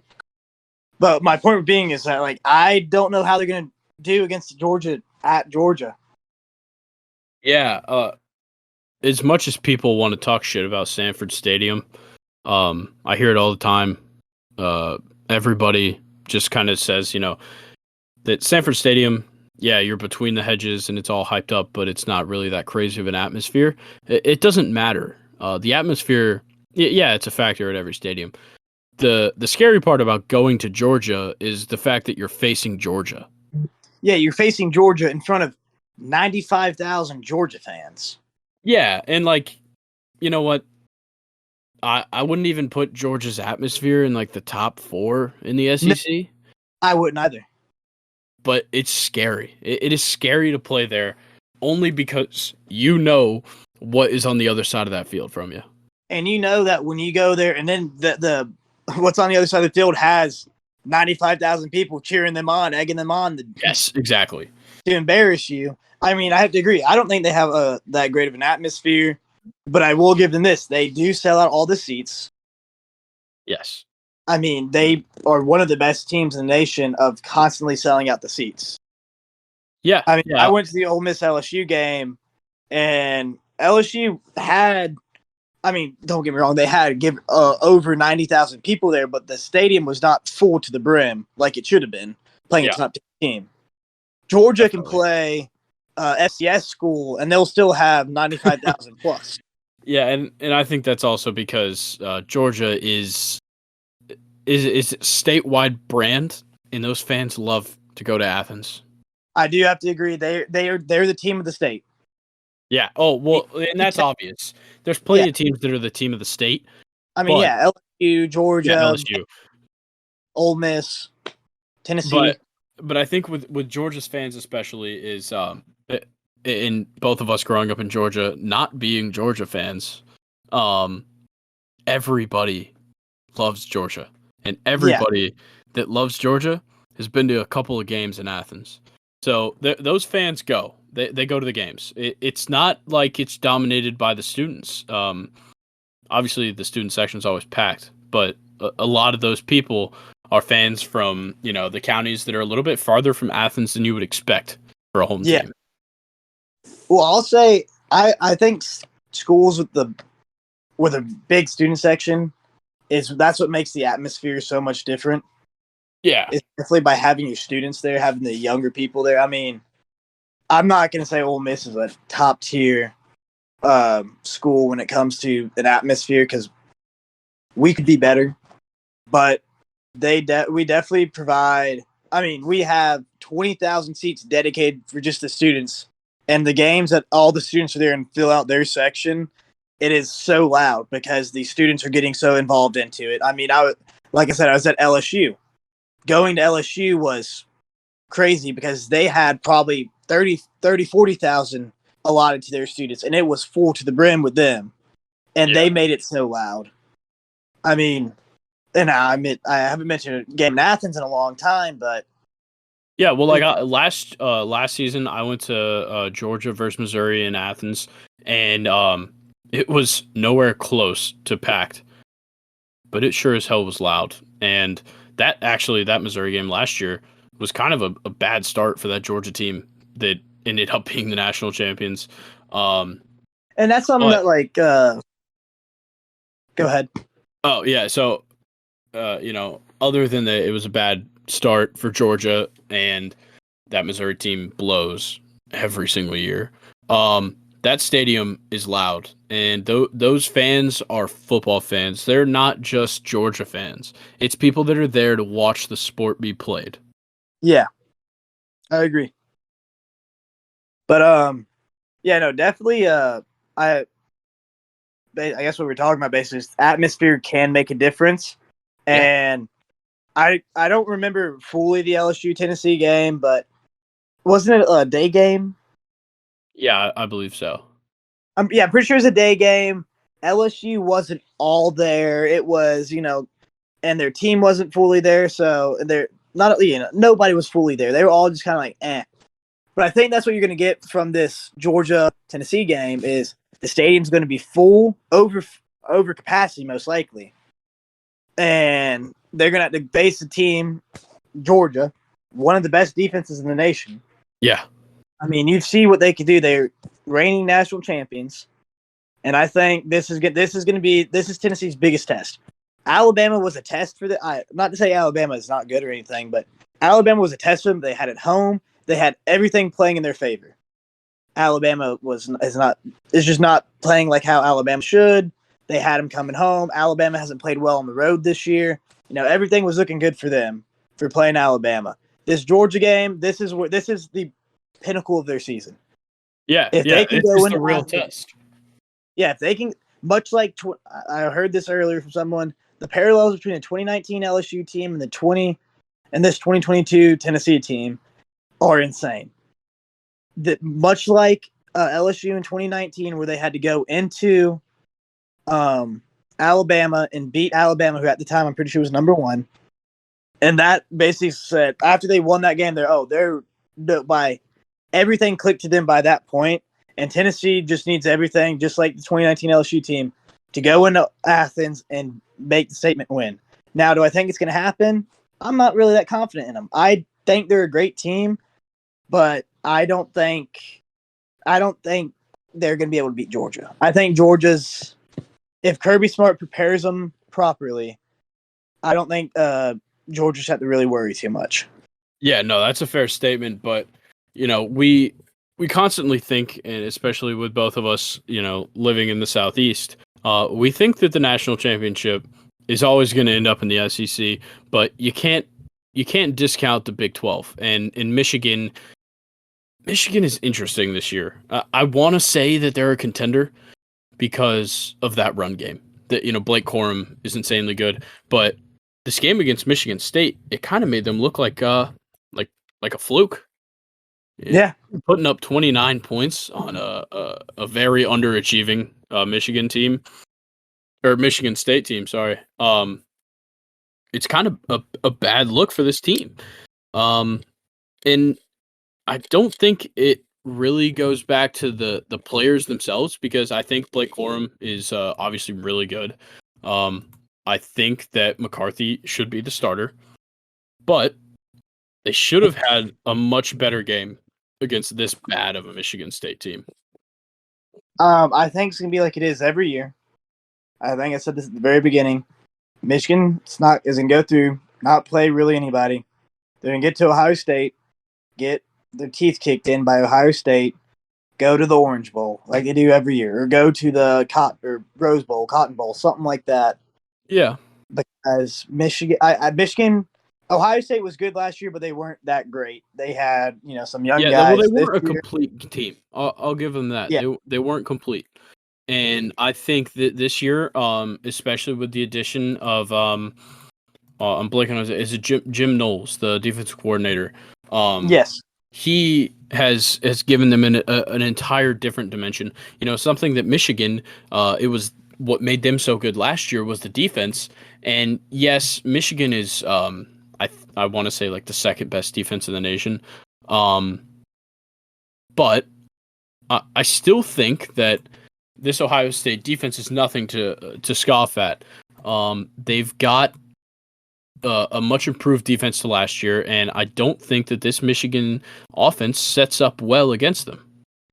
I think just Michigan is not. It's hard to say though because they haven't played anybody. Yeah, exactly. The reason people are able to criticize and look at SEC schools so hard is because week in, week out, they're playing a top 25 team. So it's like you can say, "Oh, wow, I mean, they don't deserve to be there." Yeah, of course they don't, because when they play a really good team, they don't play well at all. Yeah.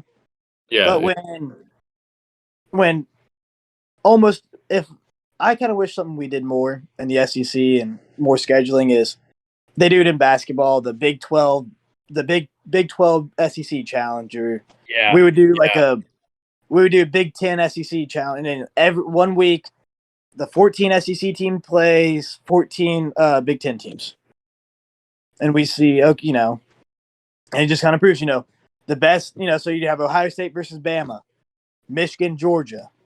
Yeah, but after that, I don't really know team would ever want to do that. Well, no, that's the point. Is they don't want to do that. Nick Saban doesn't want to do that. Ryan Day doesn't want to do that. Harbaugh, Smart, none of them want to put their season on the line in the first 3 weeks of the year. They might want to do this SEC Big 10 or Big 12 challenge, or Big Ten, sorry, but it would end up being like Alabama versus Maryland and Georgia versus Nebraska, and then Ohio State versus Vandy, and it that's just how be it a ended shit up. show. But now let's look at this. If they expand the playoff system, which I mean, at this point they should. I almost think they should have to because now every conference is going to have 16 teams. Agreed. Yeah, with So, Oklahoma and Texas coming into the SEC, and most likely, the scenario is going to be that Auburn gets pushed to the East, just to even it out. I don't think that the whatever they called it, like the pods or whatever, the groups of four, I don't think that works. It's so dumb. It's horrible. I have a feeling they'll just push Auburn over, and it takes a little bit of significance out of the Iron Bowl, but who cares? That game hasn't mattered since like 2013. I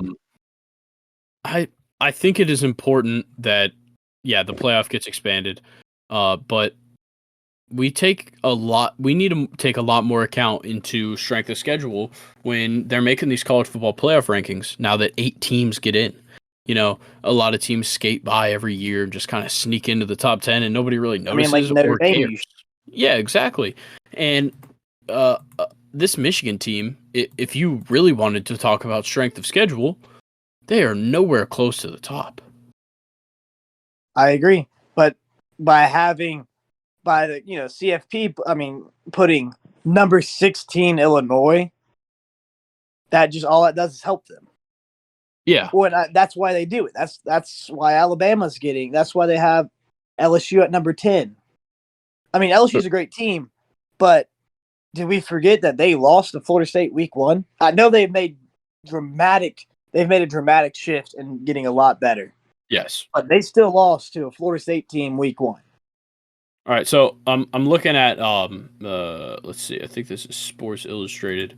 From the preseason strength of schedule rankings, there is one team outside of the top 100 in strength of schedule. It's in the top 10, and it's Michigan. Yeah, Michigan comes in at 112. And then Georgia coming in at 94, and I think that's just because they predicted the SEC East to not be as competitive as it is. But if they would have factored in the strength of Tennessee, the here and there success of Florida, it probably would have been a more tough schedule. Yeah, and then let's see, Clemson coming in at 58. Too high. I kind of agree, but no, like their schedule's a little easier. So I didn't say too low. Yeah, no, their schedule's a little easier. If Georgia is at 90, it was preseason. What do you say, 92? Yeah, somewhere around that area. And what is that? I think they have 136 teams in the D1 or something like that. It's 130, I believe. Yeah, Clemson should basically be at 130. Yeah, and crazy thing, number 4 in strength of schedule is Auburn. I mean, and look at that always happens. I mean, look at Arkansas. Arkansas, I'm pretty sure, was a top 5. Arkansas is number 3, Vanderbilt number 2, and then number 1 is Navy. Yeah, Navy had a rough. Hey, Navy's looking pretty good, even though they're having a rough schedule. Big Navy fan. They should beat Air Force though, and Delaware. That's beside. I think the college football playoff needs to take a little bit more into consideration than who do we want to see in the top 25. It's not about that. It's about who deserves to be there, and I just don't get this first ranking. And I know we just spent plenty of time talking about it, but yeah, I can't get past it. But let's try and move on to a couple of like the less significant games, but a couple good upsets from this weekend. You've got number 22 Kansas State absolutely wiping the floor with number 9 Oklahoma State 48-0. We talked about this a little bit earlier, but that is just ridiculous for an Oklahoma State team that was ranked within the top 10. They looked really good, had a couple of impressive wins this season, and then they just fall flat on their face. Yeah. I mean, there's not too much I can say that hasn't been said already. It's just I think same with Big 12. Big 12's kind of worse. I think the Big 10's a better conference than the Big 12. Um, Big Agreed. 12 really they have some good teams out there. They have some good players to recruit from some good areas. But like, every year it's always just like besides Texas and Oklahoma, what do they have? And honestly, Texas doesn't really have a lot. And the only thing they have to their names for this entire ranking has been putting Oklahoma in the playoffs, 3 years? And then Yeah, all three yeah, times they got in the playoffs, they got blown out. yeah. I mean, I don't really think the big. That's why it's rough for me to say the TCU being at 7. It's like it's always it's rough. See, the thing about TCU is that um they've gotten a little bit lucky. I'll say that. They've faced a lot of backup quarterbacks. Yes, So, they go up against Lance Leipold's Kansas team, which is not the Kansas we know. they're getting But better slowly. oh yeah, and Lance Leipold is most definitely gonna have to make some teams say no to him. Yeah, Like they're gonna have to be like, no, that's too much money to ask for because he has just pushed himself into like SEC coaching conversations oh with yeah, his season so far. And yeah, they've fallen off a little bit, but that's primarily due to the injury to the quarterback. But what I will say is that back to Kansas State, Oklahoma State, not only did they lose 48-0, but Kansas State didn't even have their starting quarterback. Adrian Martinez was out this game. Will Howard steps in, throws for almost 300 yards and 4 touchdowns. It's crazy. I mean, like I was saying, the Big 12's not they I think the last they haven't had a national championship since like 05 Texas or something, 01 Texas or something like that. Yeah, it was definitely a Texas team that won it last. I can't quite remember what year though. I mean, they've had some good teams. Don't get me wrong; they've had some teams make some plays, but I think it goes to they just don't really have a good pocket of recruiting. Yeah, Besides the state of Texas. I agree, and the state of Texas is always getting their recruits stolen. Um, Yeah, I mean, so who wants to stay in Texas? yeah, exactly. Why would you not want to just go to Alabama? It's so much more fun in Tuscaloosa. Um, Yeah, but like the problem with the recruiting across the Big 12 is that it's just a giant coaching carousel. yep, Nobody stays there long enough because it's almost like, yes, they're a Power 5 school, but it's like the minor leagues for coaching. it really is. I mean, Everybody that's good as a head coach in the Big 12 just gets pulled away somewhere else. yeah, I mean, that's true. I mean, like at least like the Pac-12, you have California to pull from because they have a billion people, so Yeah. they're bound to have a lot of good football players. So that's where a lot of the West Coast gets their players from California or the Los Angeles area and San Francisco area. So it's like the Pac-12, they're all they have that, so they have a pocket of recruiting where they can get pretty good players, and sometimes Oregon, they're usually a really good team, and I mean I would take a Pac-12 team over a Big 12 team most any day of the week. Yeah, for sure. Um, I Especially if I was a coach too. I I would mean, only say that applies on the very top tier Pac-12 teams, and only in the years that they're really performing. Because yes, Oregon is great this year. Bo Nix is having a resurgence, and yeah, USC looks great because it's just Oklahoma from last year with a couple good recruits. yep. UCLA is very different from what we saw last year. Obviously, Dorian Thompson-Robinson was pretty good last year. He's stepped up this year and done some pretty good things. But and then obviously Utah is like the hardest place to play at. So you definitely can't discount the top tier of the Pac-12. But when it comes to the Big 12, I see competition across the board. There's not a lot of teams in the Big 12 that just are absolutely horrible. I think they're like I was saying, they're mostly all even because they can get some good recruits from within their states that want to stay because they stay so their parents come watch them play the games and all that. But like I mean, they're mostly even. But like they just can't compete. In my opinion, they just can't compete against an SEC school or a Big Ten school or Agreed. the top And we tier saw Big Ten that schools. with the string of fantastic quarterback play at Oklahoma with Baker, Kyler, and Jalen Hurts, and they never won anything. Mm-hmm. So it's tough to put the Big 12 up against other conferences because I'll be honest, there's no conference like the Big 12. Yeah. And not saying that the Big 12 is like the big bad conference. It's No. more just that there's no coaching like the Big 12.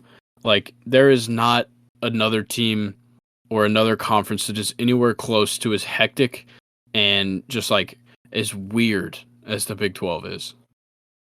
I agree. All right, well, let's move to a truly failing conference in the past couple of years, which is the ACC, which, Woo! yeah, Louisville beating number 10 Wake Forest 48-21. And let me tell you, Sam Hartman did not look like the Sam Hartman that played against Florida State. No. This goes back to years ago. I feel Sam Hartman, a great quarterback when he's on. You know, you got good Sam and bad Sam, much like in 2014, Ole Miss had good Bo and bad Bo. Yeah, definitely. I think that's definitely been shown. I think he has a much better potential going to the NFL than Bo did back in the day. But I mean, when he's on, he's the best quarterback in the nation. But when he's not on, you know, you're like, Yeah, when he's not on, he tosses 3 picks against yeah, Louisville. you go, huh? Should we put the backup in or? Yeah, and they put the backup in, and he threw a pick himself. So, that didn't work. But Yeah, yeah, they just looked. Their offense looked so like one dimensional. Like they only had 92 rushing yards. It primarily was only that low because Sam Hartman had negative 24. But outside of that, 310 passing yards is in this day nothing crazy for college football. yeah, And then on the other side, Louisville, they weren't really that like great. Like, yeah, they had Tion Evans, 11 carries for 106 and a touchdown, but the passing game only 199 yards out of that. It was really their defense that kind of showed up out of nowhere. Obviously the pick six, or yeah, I think it was a pick six. I think Kytrell Clark scored a pick six. I could be wrong though. I can't recall. I watched a lot of football that day. Yeah. I know he scored a defensive touchdown. I can't remember if it was a fumble recovery or pick six. And then you've got Quincy Riley had a touchdown from defense. So, 2 defensive touchdowns, and it really, really made Sam Hartman not look very good. And as a guy who I believe he's pretty old, he's only a junior, which is crazy. It seems like he's been there for a while, but maybe he just has a recognizable name. He kind of looked like one of those guys that could go later in the draft and still end up having a pretty solid career, maybe as a backup, maybe he'll get a couple seasons as a starter, but definitely a guy that could make it in the NFL, mainly after a great 2021. But Great interceptions have been a problem for sure. And that's, one thing that is going to turn NFL coaches away is, they would like a guy who can already read an offense. That's a lot to teach. And that's a lot to gamble on is, will he be able to limit the interceptions when he gets to the next level? Because he can't even do it at the college level. And it's going to put a lot of pressure on those quarterbacks, coaches, and offensive coaches to develop him if he does get drafted. Yeah, I think he definitely does need to stay another year. Yeah, for sure. I agree. He has a lot of learning. Definitely a lot of learning. Could you see him transferring? I think he's very content where he is. Yeah. From what it looks like, I think he really enjoys being at Wake Forest. He loves the school. I mean, do I think it might benefit his career if he transfers to maybe a school with a better quarterback coach? I mean, maybe, yeah. somewhere that could develop him better? Yeah, I think so, but Maybe he wants to you go to know, Georgia Tech. Be maybe, with maybe. Chris Wanke as his quarterback coach. I don't know. I'd like to see. I want to, but to the head coaches, I want to see how all that works out this offseason. I'm very intrigued. Agreed. And let's move on into our last two games. So we've got Ole Miss, number 15, beating Texas A&M 31-28, and that was a close one. I think it was a close game. Yeah, I think it was a close game, but the score makes it seem a lot closer than what it was. Because I mean, agreed. it was 31-21, and Ole Miss kind of just let them run out the clock, running down the field to score that last touchdown. Yeah, and to quote one of the best college football quotes ever, you guys ran through their ass like a tin horn. Yeah. Sorry. You guys ran through their ass like shit through a tin horn. I apologize. Yeah, that's there. Yeah, had to get it right. I can't just misquote that one. But yeah, like Jackson Dart, did his thing. 13 for 20, 140, 3 touchdowns. But Quinshon Judkins is crazy good as a true freshman. True freshman. Well, And, and something I think about the Ole Miss team that kind of gets overlooked is, right now we have a lot of injuries, but when Zach Evans is fully healthy, he is a top running back in the nation. Yeah, for sure. He could have, he could just be a little injured, so that's why they've been more conservative with the running game. I mean, we saw the LSU game. Quinshon Judkins was the only one who played. And we have 3 top running backs. I mean, Ulysses Bentley, when he transferred, was a great running back, but he broke his wrist.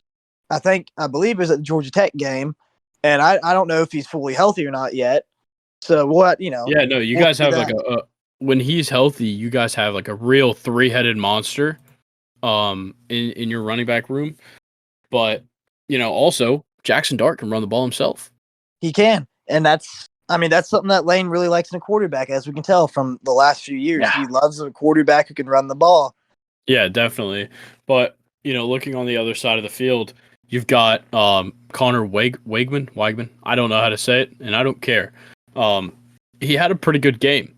338, 4 touchdowns. And, he looked great. Yeah, he looked great. Devin Achane, of course, one of the top running backs in the nation, 25 carries, 138 yards. Their offense, as much as Connor had a great game, it looked so boring. Well, I'm going to say something that I don't remember who said it, but I saw it on Twitter, and they made a very good point. Jimbo is running an expired offense. He's running 100%. Offense. Yeah, he's still running the offense that won him the 2013 national championship. Yeah, he thinks that he still has Jameis Winston and Devontae Freeman. Yeah, he still thinks he has these players that are not, and his current players aren't the same players. He doesn't adjust to his players. Yeah, well, and it doesn't help that he can't recruit a quarterback. Oh, yeah. No, he cannot. And then Haynes King goes out, last week? Yeah, I believe so. And so, you have this young guy step in, and you realize that, oh, wait, Jimbo's been there for what? 4 years now? 3 years now? I believe this is 4. Okay, and the only quarterback he's gotten is Haynes King. Yeah, his first year is 2018. So this is year 4. Yeah. And he just isn't. I just don't think. My thing with Jimbo is I've never been a big Jimbo fan. And yeah, he's obviously a heck of a recruiter. Yeah. I mean, he was able to get a lot of amazing recruits at Florida State. Is that because it's just Florida State and Bobby Bowden built, Florida State to what it is? And I don't want to put it all on that. Well, I'm speculating. Yes, but I will say that Jimbo Fisher was a great recruiter at Florida State.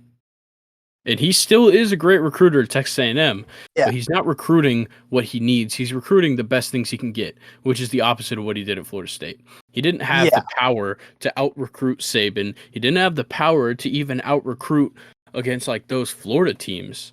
But what he did have was a great ability to find what he needed and bring that into campus. And it worked out for him. I mean, even if you look at like Nick Saban and Kirby Smart now, they still don't just take in every single 5-star they get. Yeah, They get exactly. players that they need in their system, that fit their system, that Yeah, fit but what they instead, do. Jimbo Fisher's like, oh, you know what I should do is get the 5 best defensive linemen in this recruiting class so that they're going to be good in 2 years. Yeah. Like, how could you possibly think that way? How could you think that having the best recruiting class and having a top recruiting class the last 2 years is really going to just turn this program around? It takes more than a bunch of stars on your team to win. Oh yeah. I mean, it starts with coaching. Yeah, exactly. And something that I see with this a lot of Jimbo Fisher for a while. I mean, for as long as I can remember, not that disciplined. Yeah. I mean, a lot of off-field issues. I mean, just recently, he had to suspend 3 players indefinitely because he called him smoking weed in the locker Yeah. room. Well, and it doesn't help that he's the one going into his press conferences crying about everybody and trying to, yell at Nick Saban and call this guy out and call that guy out. And it just falls back on his players. You don't Yeah, even discipline yourself at the podium. Why do you think your players are gonna listen to you or follow the rules?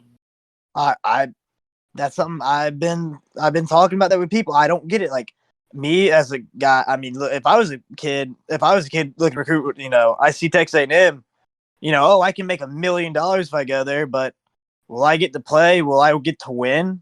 Will I get to, better myself? Because I mean, a lot of people go there kind of just seem like they go there and just stay stagnant.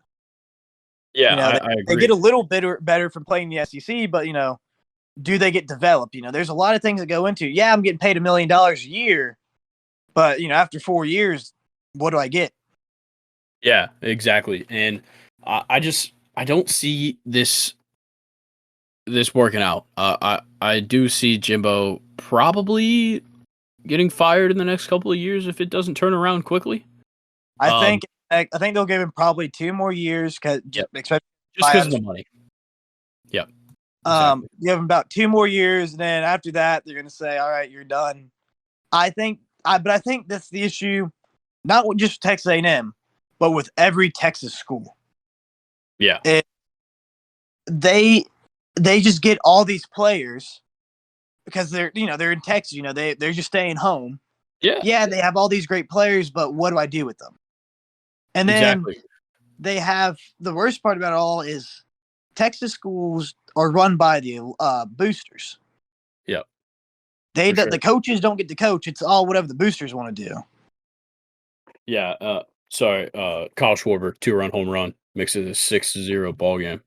Um, yeah, I totally agree. The Texas schools right now, it just doesn't look good other than TCU, which is surprising. But, I don't know if Sark is the answer. I think it's too early to say. He's got the guys coming in. He's got Quinn, and, Quinn missed a couple weeks, but I think Quinn Ewers is a great quarterback. He just needs to grow. Yeah, I He think he needs to has a lot. grow as a player. He's just he's definitely got to mature, Yeah, and for I sure. think that's something in modern football. I don't might say modern football, but I mean it's probably been an issue for a long time. These big time recruits, they expect to play their first year because they say, "Oh, I'm a 5-star athlete. I should play my first year." And if they don't play their Exactly. first year, they transfer. Look at Quinn Ewers. Yeah, yeah, and He like, knew exactly what was going to happen if he went to Ohio State. He knew they had another amazing quarterback there too that was probably going to start, and yeah, he still went exactly. there, didn't get playing time, so he said, "Oh, I'm leaving."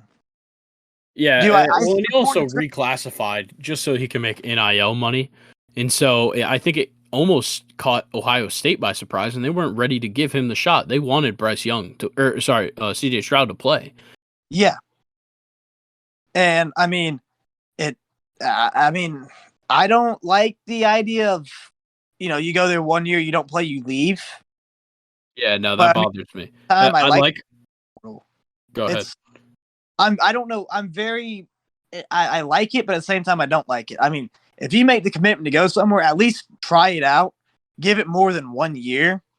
But if Yep. you there's also time. I mean, I get it. I've been places where I don't like it at all, And I'm like, this is not my thing. I need to leave, But that's why you go. That's why you can't just, immediately commit somewhere. You got to go check it out, feel it out, see if that's where you really want to be, where you fit in. Yeah, and exactly. Like, he signed as a junior in high school and then decided to reclassify just to go make some money. And I see that, that is a problem that we see with NIL. I think that I love NIL. I think players should definitely be getting money in college football. They work their fucking asses off. But the thing that is a problem is when guys start reclassifying up just so that they can make money. And I think that it's going to ruin a couple careers. Maybe they'll get that $1 million, but they're going to get somewhere, and then they're going to realize, wait, this is not where I wanted to be, or I'm not ready. And then they get thrown into the flames, and they're not ready to do anything. I agree.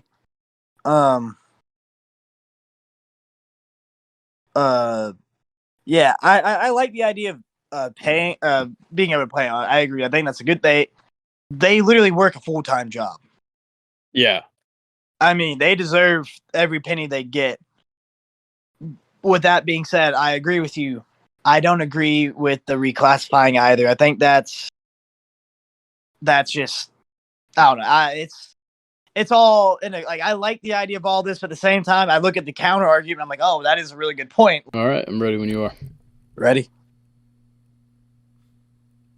So now we're going to be getting into these NFL games from this past weekend, and there's a couple that I definitely want to talk about. But we'll start off with Broncos-Jags. The Broncos got by the skin of their teeth in that London game. They look bad. I don't care that they won. The Broncos are bad. Yeah. I mean, that's the best way to put it. They're just not good. Yeah. I don't know. I had to watch more of their game and get a little more in depth, but I don't know exactly what their issue is. I used to think it was the quarterback, and now they have a really good quarterback, has a Super Bowl ring, been to a Super Bowl, and yet still not. They're not, just don't look good. Yeah, I don't know what it is. I think that comes down to Nathaniel Hackett being a first-year head coach, and he looks like he doesn't know what he's doing out there. But that's enough about that game. It was hard to watch. We'll go to a game that was super fun to watch, which was our Falcons beating the Panthers 37-34 in overtime. Dude, I thought we blew it when we gave up that freaking touchdown at the end of the game. I know. Yeah, DJ Moore screwed his entire team over by taking his helmet off. Yeah, I trust me, man. I know what that feeling's like. But yeah, the Falcons offense it's like sneaky good. Like, nobody would look at this offense and be like, "Oh, a Marcus Mariota led Atlanta Falcons team that this just happened a few hours ago, but that just got rid of Calvin Ridley and hasn't had him all season." Missing their wide receiver one. Yeah, and obviously Drake London's been a great replacement in his rookie year, and with Cordero Patterson out, with a few other guys hurt, especially on the defensive side, they've been playing very well in their first place in the NFC South.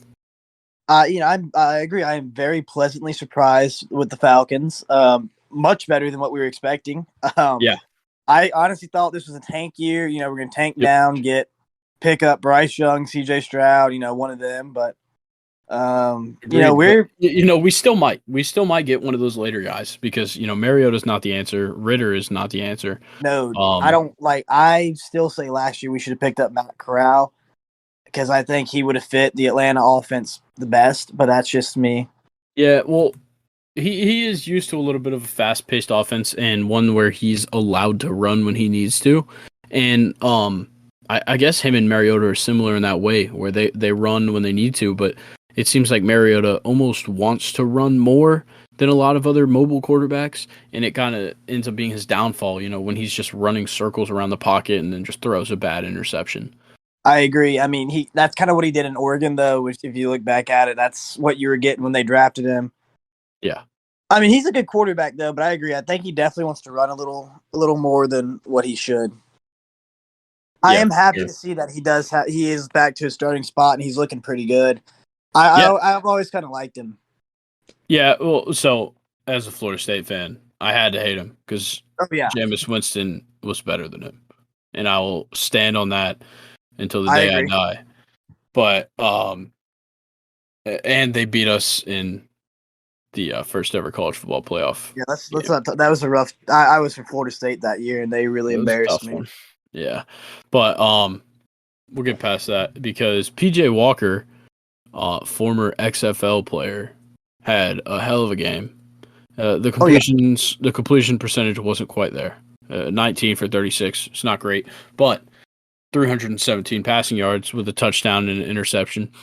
That's great. Only got sacked once, which is impressive. And then Donta Foreman on the ground, filling the role of Christian McCaffrey, who we'll talk about later. 26 carries, 118 for 3 touchdowns. That's a great day for sure.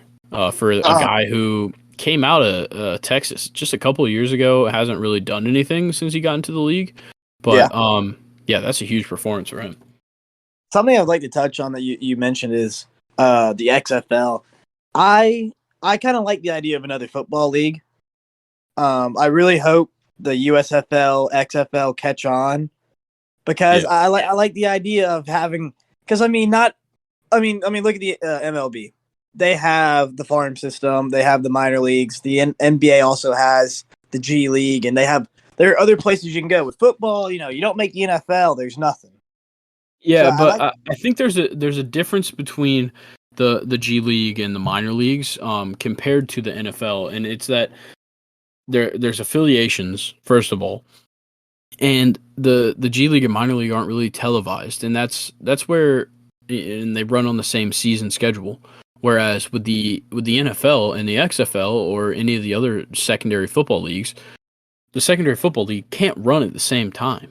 no, And so you have guys that their season is going to start in March or April, and these NFL guys, or at least these NFL rosters, they're looking for guys that are in shape right now to put on their teams.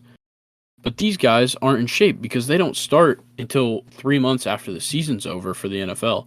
And so I don't think it really works as well as a developmental league. It definitely has brought in a couple guys onto practice squads and guys like PJ Walker and Taylor Heineke. But I don't see it ever becoming like the second league or like a developmental league. I see it yeah, as another cash grab for some guy that's going to end up losing all of his money. I don't think it's more. I don't really think it's a. I don't think it's ever going to be in competition with the NFL. I don't also think they're ever going to have a minor league NFL. I don't like that idea of having a minor league NFL. I think that's dumb for the Yeah. NFL because football is so physical and there are so many players come out. I do like the idea of having a spring league, just like a spring outdoor league instead of like an arena league. Because arena football, not saying they get great coverage and all that, but I think having a spring league outdoors, especially in like smaller cities like Birmingham, Memphis, St. Louis, these smaller cities that are close to being big enough to get an NFL team, but aren't quite big enough. Yeah, like St. Louis could definitely have one again. That's all up to the ownership, I mean, and they definitely have the fan base for it. I they do. mean, look, I don't know if you recall, but in 2019, the AAF, it was the first. They were the first ones to do it since the USFL in the 90s to have a spring league. Is to try the spring league, Yeah, and they went to Memphis, for example. In Memphis, it caught on really good there. I mean, yeah, my sister, she was living there at the time. The entire city of Memphis, as soon as it was like they were halfway through the season, and these games were starting to get thousands of people at them, and people were really buying into having a professional football team again. And they really liked that, and then it's gone again. And I like the idea of having professional sports, especially at those cities where they're quite almost there to having a big team, but they're not. yeah. I agree. And we're gonna move on to the Yeah, Cowboys and Bears. 49-29 Cowboys. Dominant performance from Tony Pollard with Zeke out.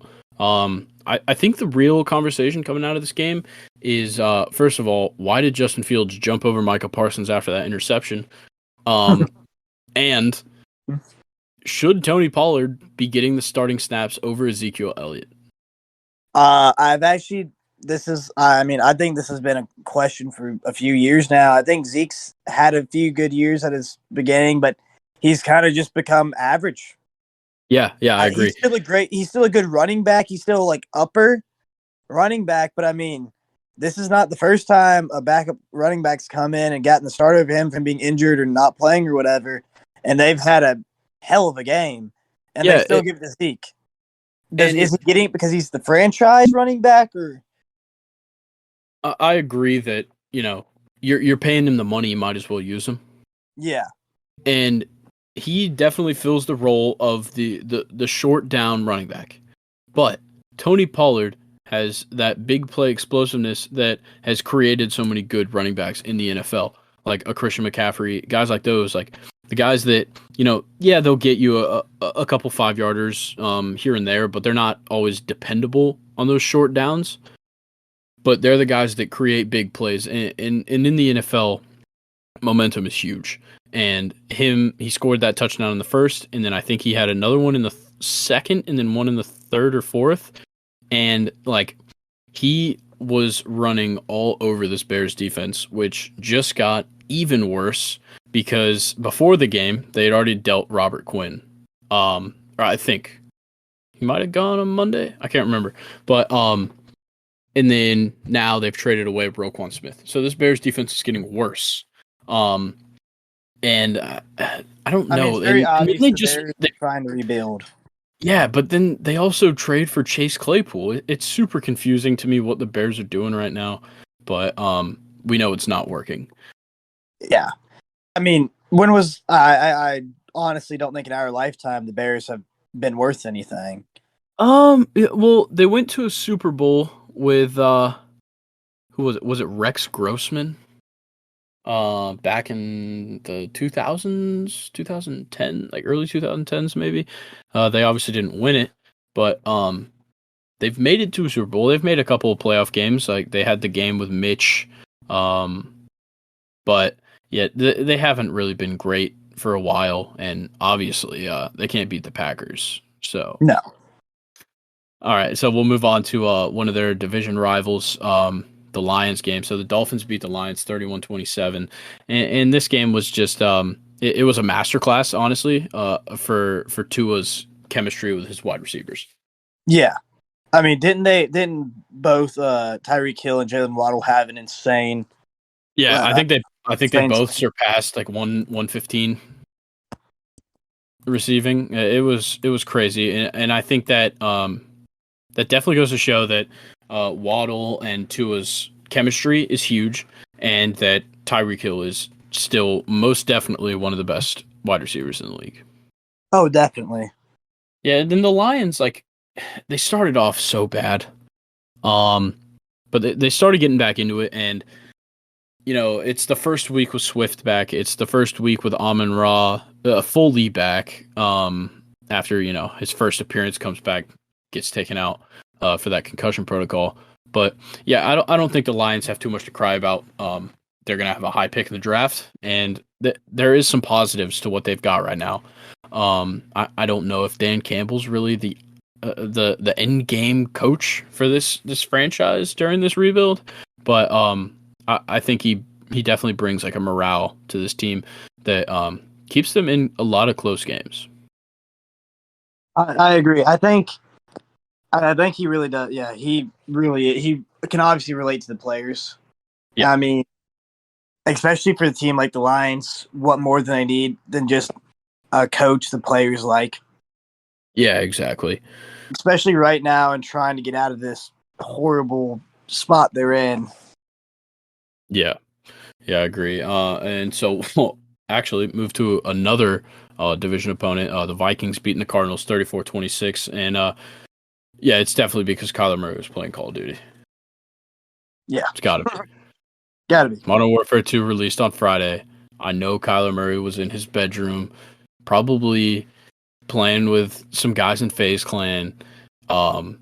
Wasn't watching film. No, I'm kidding. But the Vikings are good. And nobody can tell me they're not, because their only loss is to the only undefeated team in the league. So Kirk Cousins is going to be Kirk Cousins. He's good for like 2 touchdowns and an interception. Um, and you've got Justin Jefferson. You've got now they've traded for T.J. Hawkinson, which is crazy. That got completed today at the deadline. And then you've got a solid defense, which they've had for a while. The Vikings have had a good defense for the last few years, and this Cardinals team is good. But it doesn't seem to work all that well together. Like, they just got Hopkins back, and Hopkins has been playing well. Kyler's not playing horrible. He's not nearly as bad as he was around like the end of last year. But there's definitely some improvements that need to be made for the Cardinals, primarily with the defense. Like that loss to the Panthers was just bad. So, yeah, this Cardinals team needs to make some changes if they have any hope of contending in the NFC West. Yeah, I definitely think they have a lot of room for improvements. I don't know. I don't really see the Cardinals being a super, like a super team, Yeah. I think they might have a few years of success, but I don't think they're ever going to be anything like the Pats or Green Bay was for a little bit. But Yeah, I don't know. I do have a question for you. Do you think that if the Cardinals finish below 500, do you think Cliff Kingsbury is on the hot seat? I think if they finish below 500, he's definitely in the hot seat. All right. Do you think that if they only win 6 games, so they would go 6-11, do you think he's fired? That's tough. I would have to go a little more in depth and look at all of his records, but the last few years. But I'll do that real quick. Yeah, like last year, a horrible, horrible performance in the first round of the playoffs against the Rams. They got completely exposed, especially Kyler Murray. And then, obviously you had D Hop out for the first 6 weeks because of that PED suspension. But I don't know. Cliff Kingsbury hasn't done anything that has wowed me. He came from Texas Tech, Where he and didn't really do anything, by the way. yeah, he coached a couple guys that made the league, but like I don't understand what the Cardinals saw in Cliff Kingsbury, and I don't see what they're still seeing now. Obviously, his first couple of years, he was pretty hot. He was like the new kid on the block, but now it just kind of seems like he's reverted to the mean, and he's got a Cardinals team that's no better than anybody else. I mean, I don't want to hate on the quarterback, Kyler, but I don't think he's the answer for them down there. I think he needs a coach that is willing to just really lay it into him. I feel like Cliff Kingsbury might not be like treating him how he needs to be treated. He needs a coach that is going to tell him straight up how everything needs to go, and he needs to get it. If he doesn't get it, he can get out. Yeah, that's a good point. Yeah, I agree with that. All right, so we're going to move on, unless you were still looking for that Cliff Kingsbury information. No, I'm looking at it now. I mean, his first year in the league, 5-10 with a tie. Second year went 8-8. Then last year, had the upward trend, 5-10 to 8-8, and then 11-6. Second NFC West, makes the playoffs. Like you said, gets embarrassed by the Rams. Yeah. This year goes 3-5. You know what? I don't know. I think I'd say give him one more year, and then if he gives another year of pure mediocre, he's being pure mediocre, then it's time to move on. Yeah, I agree. All right, so we'll move on to Saints Raiders. This game sucked. The Saints just absolutely ruined the Raiders. A 24-0, and let's be honest, a shutout in the NFL is embarrassing. Oh, yeah. But, there's not even much to talk about, Andy Dalton is Andy Dalton. And the rest of that team is exactly who they are. Kamara had a little bit better of a game. Hopefully, he'll kind of be back to his normal form. But, yeah, that game was brutal. Oh, yeah, it's definitely It was definitely a rough one to watch. I actually had a friend, her dad, giant Raiders fan, went down to the game. I felt so bad for him. God, yeah. All right. This next game we're going to talk about is going to be Patriots beating the Jets 22-17. And obviously, this Jets team, they just lost Breece Hall last week. And that's obviously going to change the offense. But you're facing a Patriots defense that just gave up a ton of points to the Chicago Bears. And yeah, Zach Wilson hasn't been phenomenal, but the offense has looked good. And James Robinson is a solid replacement for Breece Hall, but yeah, they really fell short in this one. Yeah, definitely. Something I want to talk about with that game, or mainly with the Patriots, is their quarterback battle there. Yeah. Oh, they're kind of the same person. yeah. No, they're the exact same guy, and everybody just likes Zappy's name more. Yeah, it's like the one who went to Alabama, or do you want the one who went to Western Kentucky? You know, yeah. who's more fun to say in the stands? Oh, go Zappy or go Jones. You know. I think that the first mistake that they've made with this quarterback battle is that, like, I think on Wednesday they had already named the starter. Which like naming Mac Jones the starter that quickly is insane, because they played was it Monday night that they played the Bears, or was that Sunday night? I mean, it was a pretty quick turnaround either way. Yeah. Either way, it's a quick turnaround to just immediately be like, oh yeah, we're starting the guy that we pulled after 3 drives last week. And then, he came out and he was Mac Jones. He didn't do anything exceptional. He didn't do anything terrible, and they won. I mean, that's kind of the thing. Mac Jones was the perfect Alabama quarterback. Just going back to like Aaron, he could win you a football game. He can get in the game and manage it perfectly. Yeah, but let me tell you, watching Bailey Zappi last season at Western Kentucky was awesome, because he had so much fun. He was so much better than his opponents. It was ridiculous. Like that, I can't remember who they played in that bowl game last year, but like it was just electric watching him play.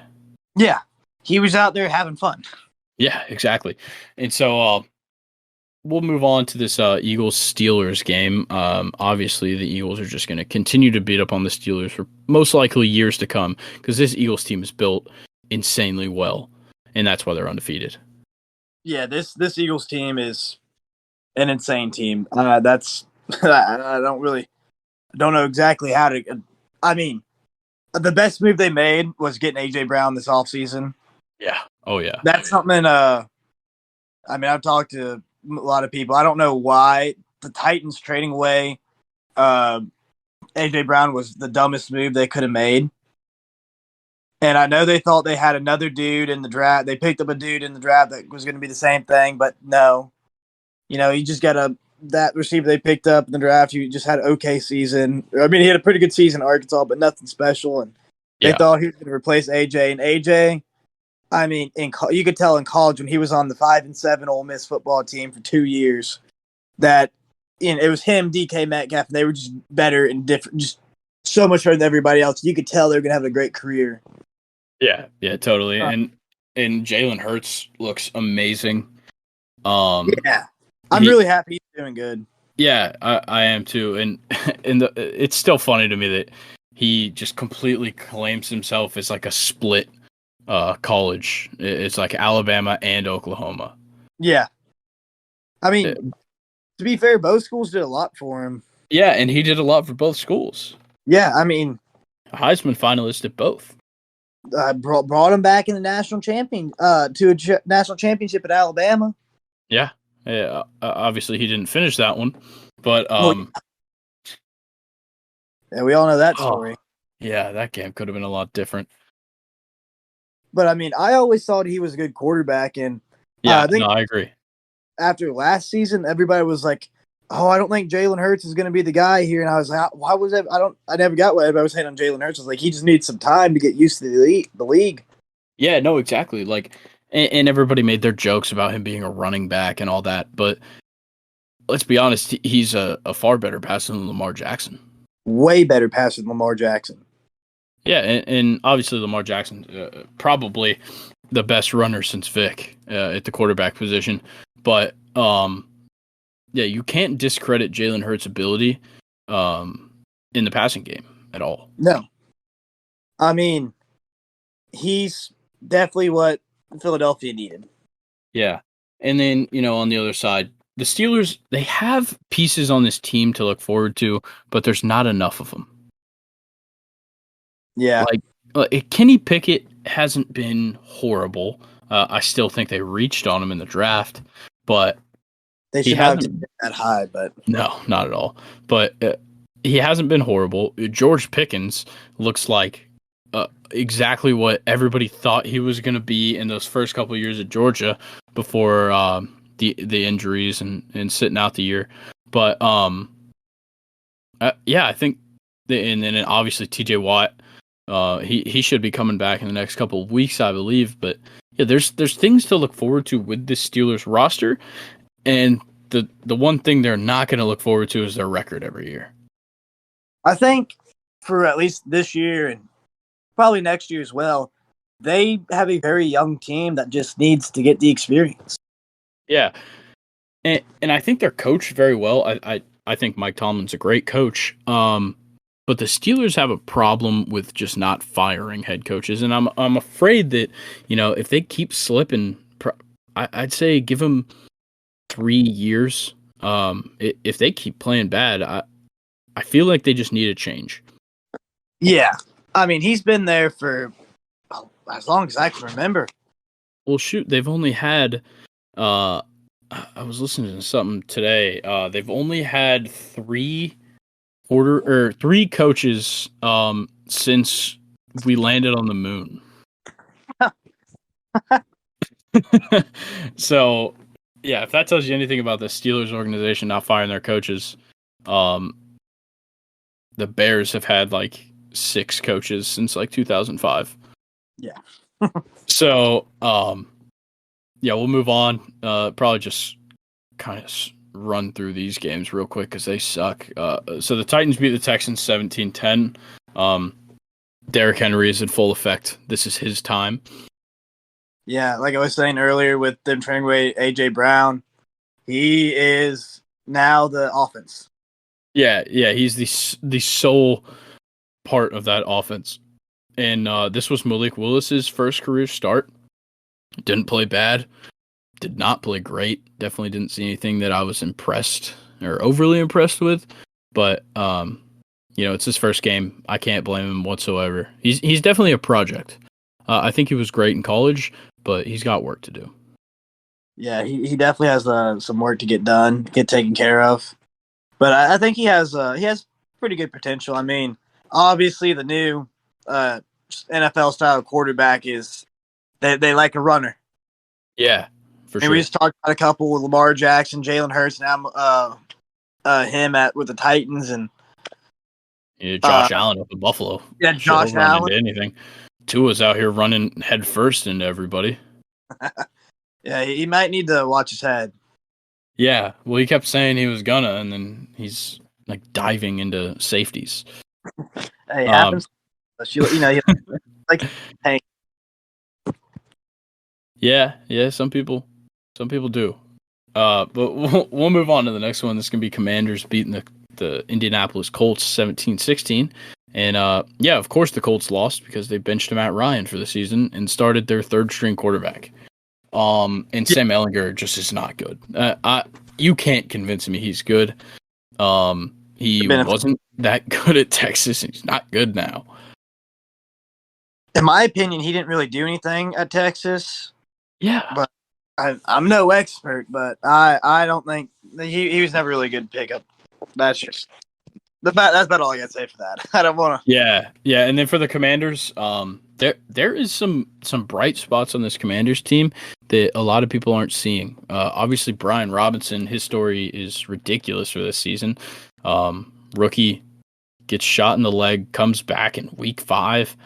He's been playing pretty well. I feel like he should definitely be getting the majority of the carries over Antonio Gibson, who's kind of flopped this year.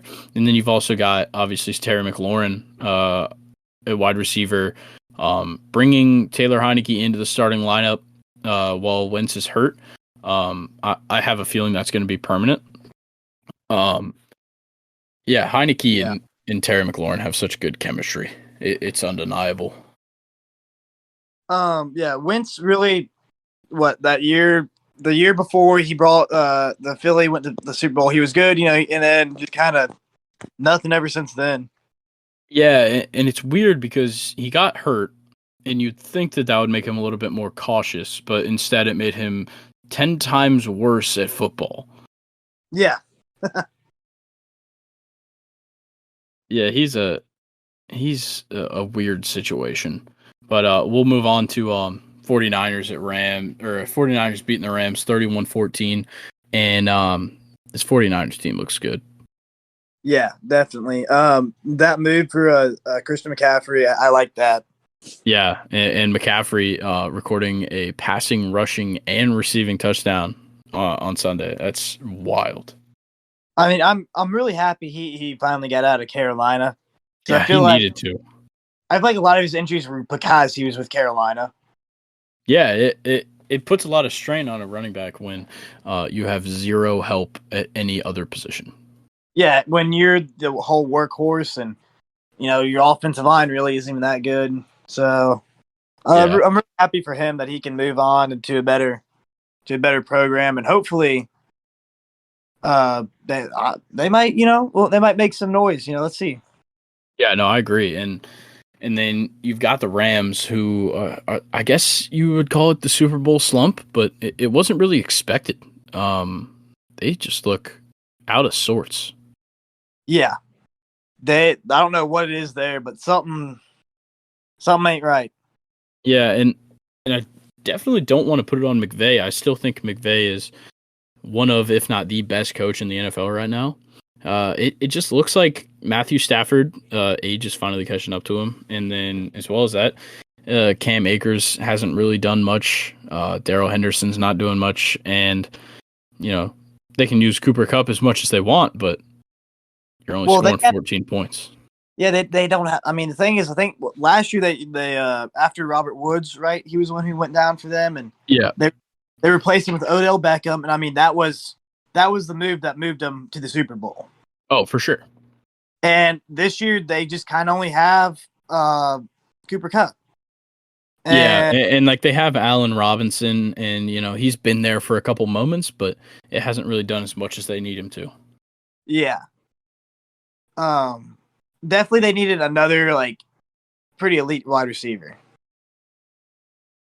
I think I would, if I was him, I would have kept Woods or Odell. I don't think I would have.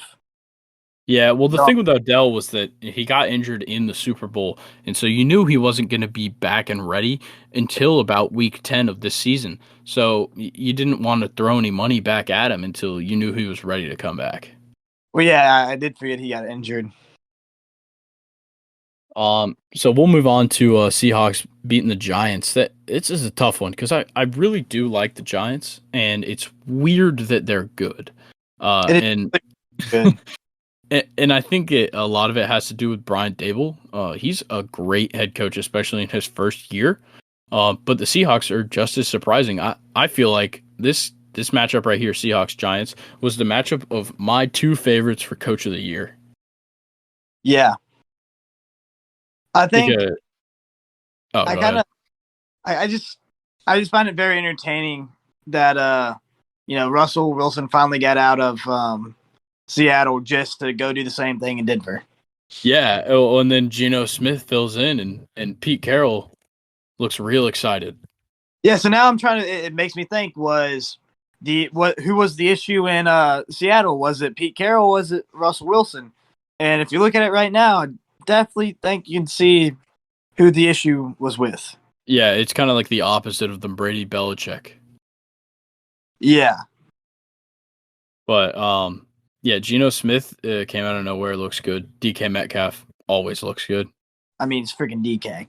Yeah. Tyler Lockett is kind of getting back into form, and they've actually got a pretty nice setup on defense. I can't, the name's slipping away from me, but they've got a rookie out there on defense who's been playing really well, and then Also, on the offensive side, Kenneth Walker is a fantastic running back.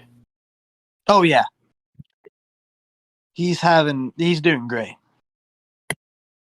Yeah, and so there's not too much else to say. Obviously, the Giants traded away Kadarius Toney, who hasn't really been a big factor in this offense, but he's always an option.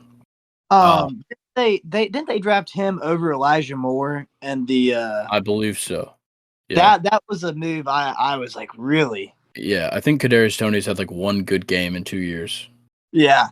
I think if the Giants would have picked up Elijah Moore, their offense would be in a much better. I mean, look at what he did for the Jets when he was there. Yeah, no, I agree. All right, we're gonna move on to that Sunday night game, Bills Packers.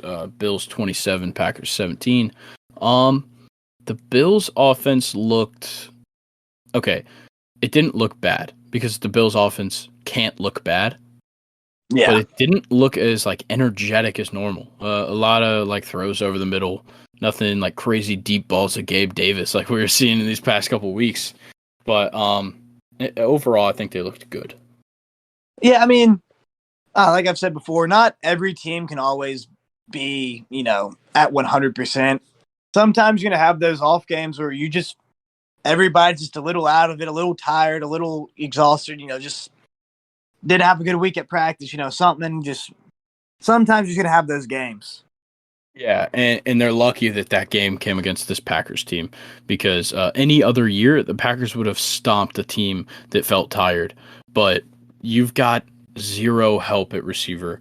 I think the leading receiver on Sunday night was Romeo Doubs, I believe. And he's just like out of nowhere has been okay, but they need to incorporate that run game more, and they were trying to, but it's crazy. What they do is they have consecutive first downs from Dillon and Jones, and then they're just like, you know what we need to do is pass the ball. Yeah. It's like they say, oh, we have Aaron Rodgers, so we need, pass the ball. Yeah, no, what you need to do is make people think, oh, they have Aaron Rodgers, they're going to pass at some point, and then just keep running it down their throat. Exactly. I mean, it goes to the age-old comment. If it ain't broke, why fix it? Yeah, exactly. And, there's plenty of broken things with this Packers team in the receiving core. But, yeah, that run game is always good, especially with those two extremely skillful backs. And then, this Packers defense got super overhyped at the beginning of the year, and they still just haven't proven anything. Obviously, in the second half, they lost Devondre Campbell. And they had a couple tough flags in the second half, but yeah, overall, the Bills didn't play great, but the Packers, I don't know what's going on up there. Yeah, something's going on, and they got to figure it out soon because we all know Aaron Rodgers doesn't really care anymore. So yeah, of course he's too busy. He has ayahuasca to take. But we'll move on to the last game of the week, which was Monday night. Browns beating the Bengals 32-13. And that's just crazy that I just said that. That is not what I was expecting at all. Yeah. I thought the Bengals were going to go in there and, beat them pretty good. And I actually saw an interesting stat before the game on Monday, and it was that I think the underdog in the last 10 years on Halloween is like 10-4-1. Yeah, that's a pretty good statistic. I wouldn't be opposed to being the underdog. Yeah, I know. But like it's weird because the Bengals, like, it didn't even look that bad, especially in the second half. They didn't look like they were unproductive. They didn't quite get far enough down the field to do anything. And I think that kind of sits on Joe Mixon's shoulders a little bit. He didn't have any of his normal, like he always does this thing where he gets a couple short yardage plays and then just like 3 straight 10-yard rushes for first downs, and it gives that offense momentum, and then you see a deep ball to Jamar Chase or something. But yeah, I think that was missing. And then as well, the Browns, even with Jacoby Brissett at quarterback, they looked pretty good. Yeah, definitely something oh damn, the Bengals need to work on is that I'm pretty sure I saw they gave up what 7 sacks or something like that. Yeah, I believe so, and that's just been the problem with them the last 2 years. I mean, that's why they couldn't win the Super Bowl. I Yeah, mean, for sure. if they would have had better protection, Joe Burrow definitely would have won on that Super Bowl. I mean, his first year being their starting quarterback, they let him get his entire knee destroyed. Yeah, Then his second year, them giving up. I mean, that offensive line is just they're letting people through. Like I'm not going to use anything quite offensive, but they're just letting people through left and right. yeah. All right, so yeah, that's the entire NFL slate from this past week, and there is one news thing that I want to talk about. This one came out on Friday morning after the Ravens Buccaneers game, which I didn't put in here, but yeah, the Buccaneers look like shit. The Ravens didn't look that good either. Um, but yeah, Brady and Giselle are divorced officially. Yeah, that's crazy. I can't believe he's really choosing another year in football when he's already what over 40 He's instead of with his 45, family. Yeah, a like he's 45-year-old half. man. Yes, who honestly is not having a good season. No, he's not. They Okay, gave up football. I understand him coming back because he played pretty well last year. Yeah, But you've got zero reason at all to come back.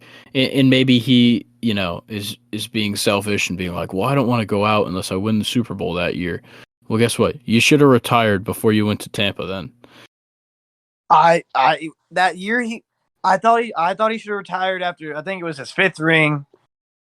Yeah. I thought he should have retired after that one because that he made his point and the best quarterback, most winningest quarterback of all time. Don't know if it's the best because I mean had some great teams with him, but I mean he's definitely a top five quarterback of all time He's the because he's greatest a good quarterback of all quarterback. time. No, stop saying that. He's the greatest quarterback of all time.